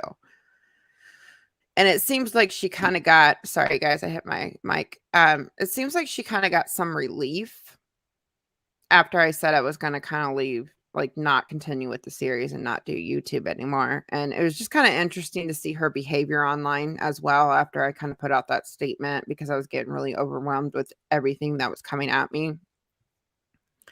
And I don't know. Her behavior since the series has come out and the way she's been talking about things, just real vaguely, but she's like talking in reference to the videos and what I've posted and that sort of thing. And she won't mention me by name at all. It's very, very odd. She will not mention the channel by name, and maybe just because she doesn't want to like give any attention to it. But I just think that she knows that I have a lot of information and how detailed the videos are. She's just worried about what's coming next. And she doesn't want to drive attention to the videos. That's why she keeps pushing everything to H3. Like it's all their fault. It's all H3's fault, that sort of thing. Because the videos are so detailed and I put so much evidence in those videos. And I also let you guys make up your own minds about the situation. It's just really interesting. I just kind of went off on a tangent about the whole thing, but it's just really interesting the behavior that we see and how she's just not like her normal, usual, upbeat, chipper self in this episode. And it was 3 days after. It just seems like she seems kind of defeated in this video. You know what I mean? So we're talking about emotional reasoning. Emotions don't prove anything; they're just feelings. And we're talking about emotional regulation skills. So this is like a good worksheet that I wanted to work through. But before we get there, and calculating the feelings, I did one right here. This is the emergency plan, coping plan for dealing with situations. And then the rest technique, which I feel like I talk about a lot, but I really don't reiterate what that is, which is relax, evaluate, set an intention, and take action. I know. I'm They sick do of the actually fucking have book too. coping. Like, come They on. remind you of the coping stuff you can do, the rest strategy, the distraction, the self-soothing, safe place visualization, cue controlled relaxation, timeout, mindfulness, coping thoughts, radical acceptance, and self-affirming statements.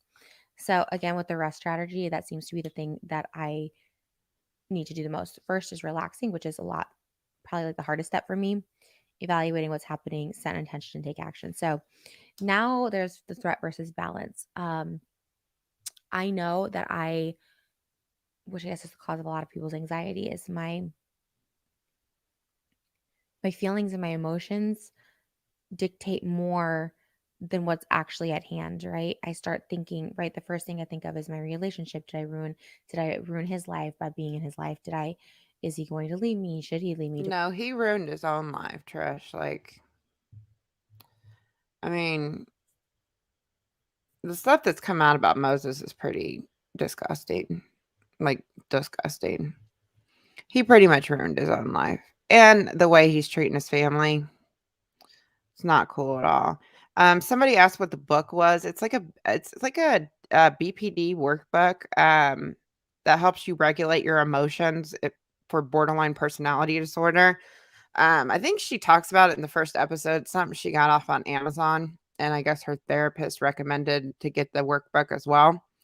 Um, I don't know, but that's pretty much what she said the workbook is. And she uses it a lot in these episodes. So, let's see here.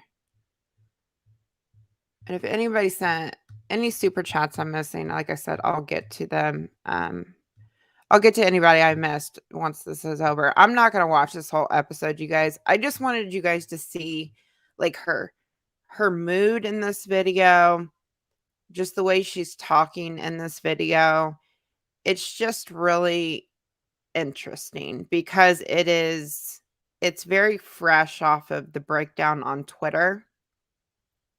So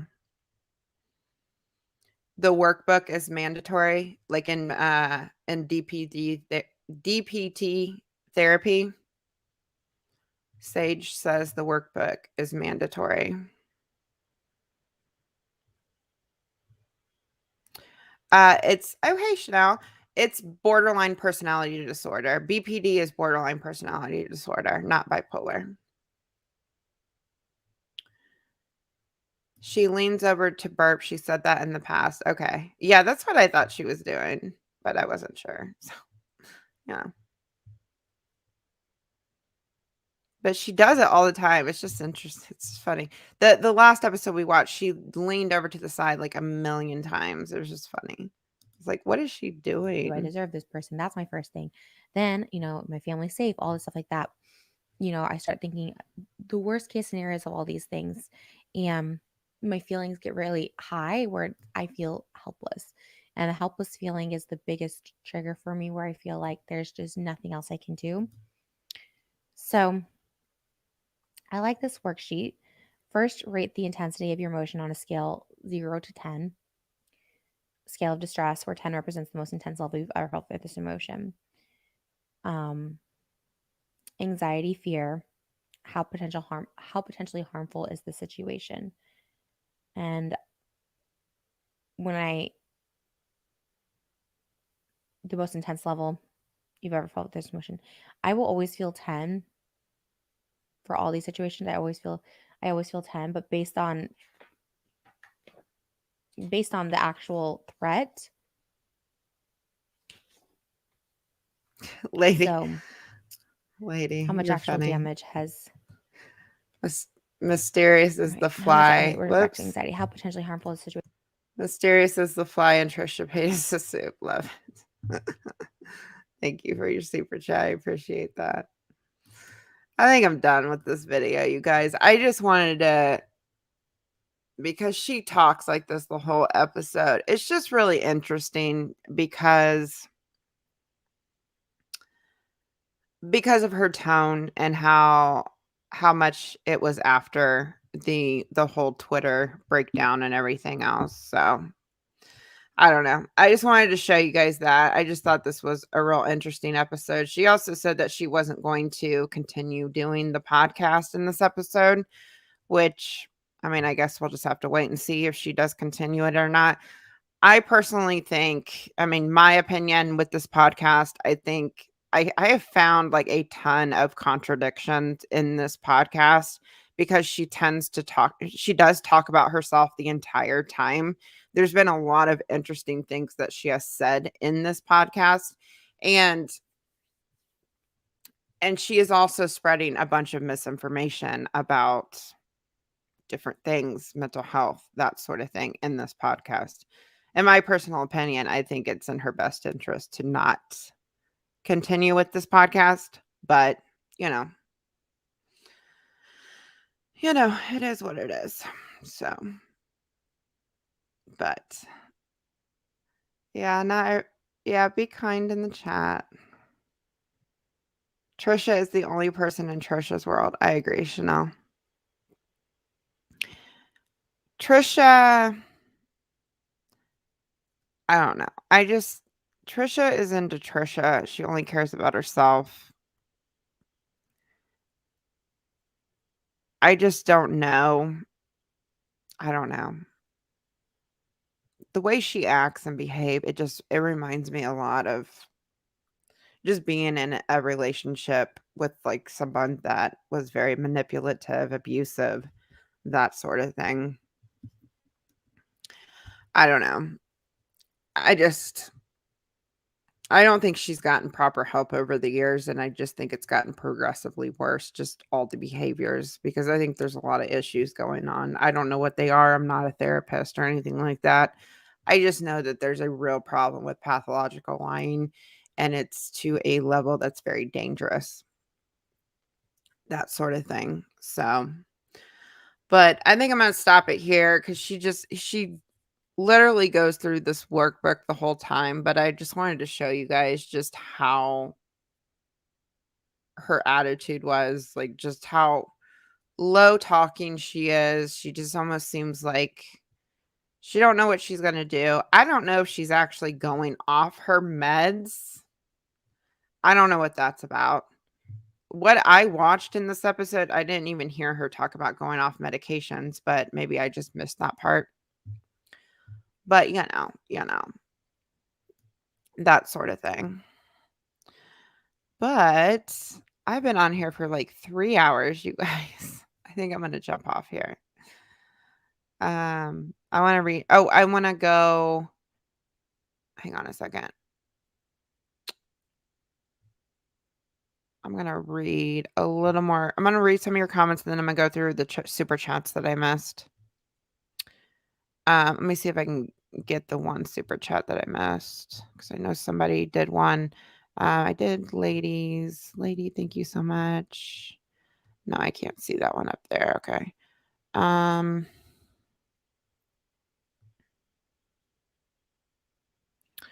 Let's see here.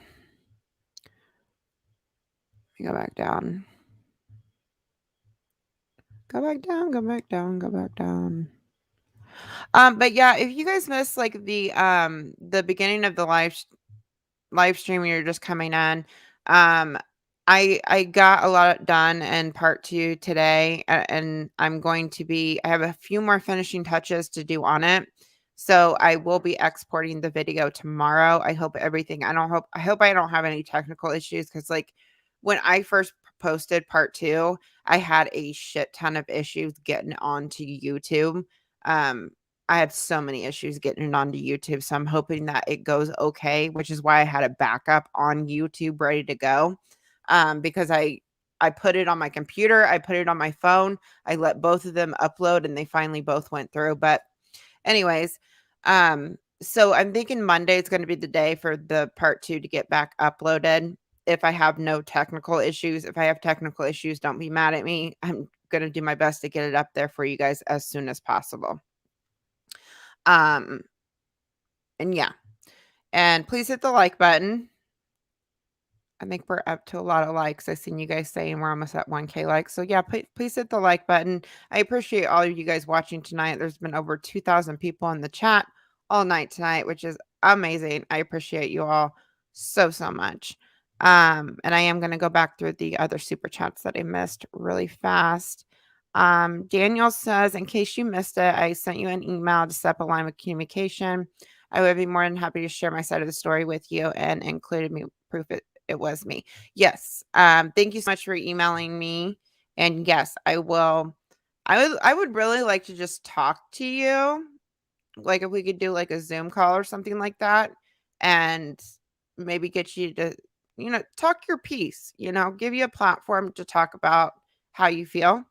But yes, thank you so much, Daniel. We'll talk to each other in email for sure. Thank you, Stephanie. I really appreciate that. Thank you, mods. Thanks for everyone in the chat. It's been a fun one. Thank you so much for joining the stream, Stephanie. I really appreciate it.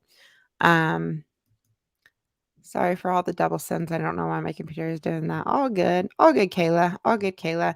Let me go back to the supers that I missed really fast, and then if you guys have any questions, put them in the chat right now, and I'll try to read as many as possible before I jump off here.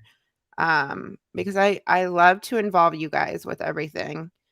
And I know I didn't get to like talk to you guys a great deal tonight because I was doing the videos and everything. Let me go back to the super chats real fast because I know I missed a few of them. Let's see here. Sarah, thank you so much for the super sticker. Stephanie Mina. I don't know if I'm saying your name right. Can you also talk about how Trisha wants to be in good graces with Shane Dawson after his comeback and is #1 trending on YouTube, even though a couple months ago she was trashing him to filth? Yeah, I've seen a clip of her talking about Shane, which it's not a surprise that she was talking positively about him. That's just what she does. And if he and he is trending right now, so I'm sure she is probably going to try to reach out to him and mend things. It's not shocking at all. Yeah. There was a lot of things that were complete lies in that whole situation when that whole cancellation, the second cancellation came about. But thank you so much, Stephanie, if I'm not pronouncing that right. Thank you so much for your super chat.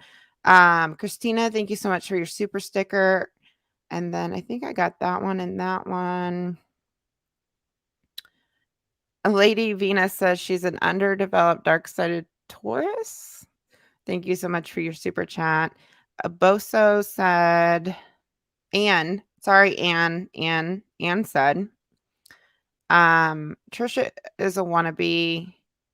I already read that one. Bomb Cherry said, perhaps the flat, I don't know how to pronounce that word, is displayed in this Trish video is an attempt on her part to appeal to a fetish viewership. I'm not sure.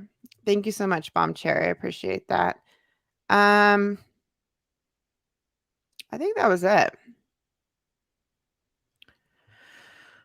Miter Sangia said, mysterious, how would you have broken up with Trisha? How would I have broken up with Trisha? I have no idea. I probably would have blocked her if she was doing that sort of thing. I think I got everybody. If I missed anybody, like anybody at all in the super chats, I apologize. I tried to get everybody that I tried to get you all. If I mentioned if I did not, what's going on? If I did not get to you guys, I apologize a great deal.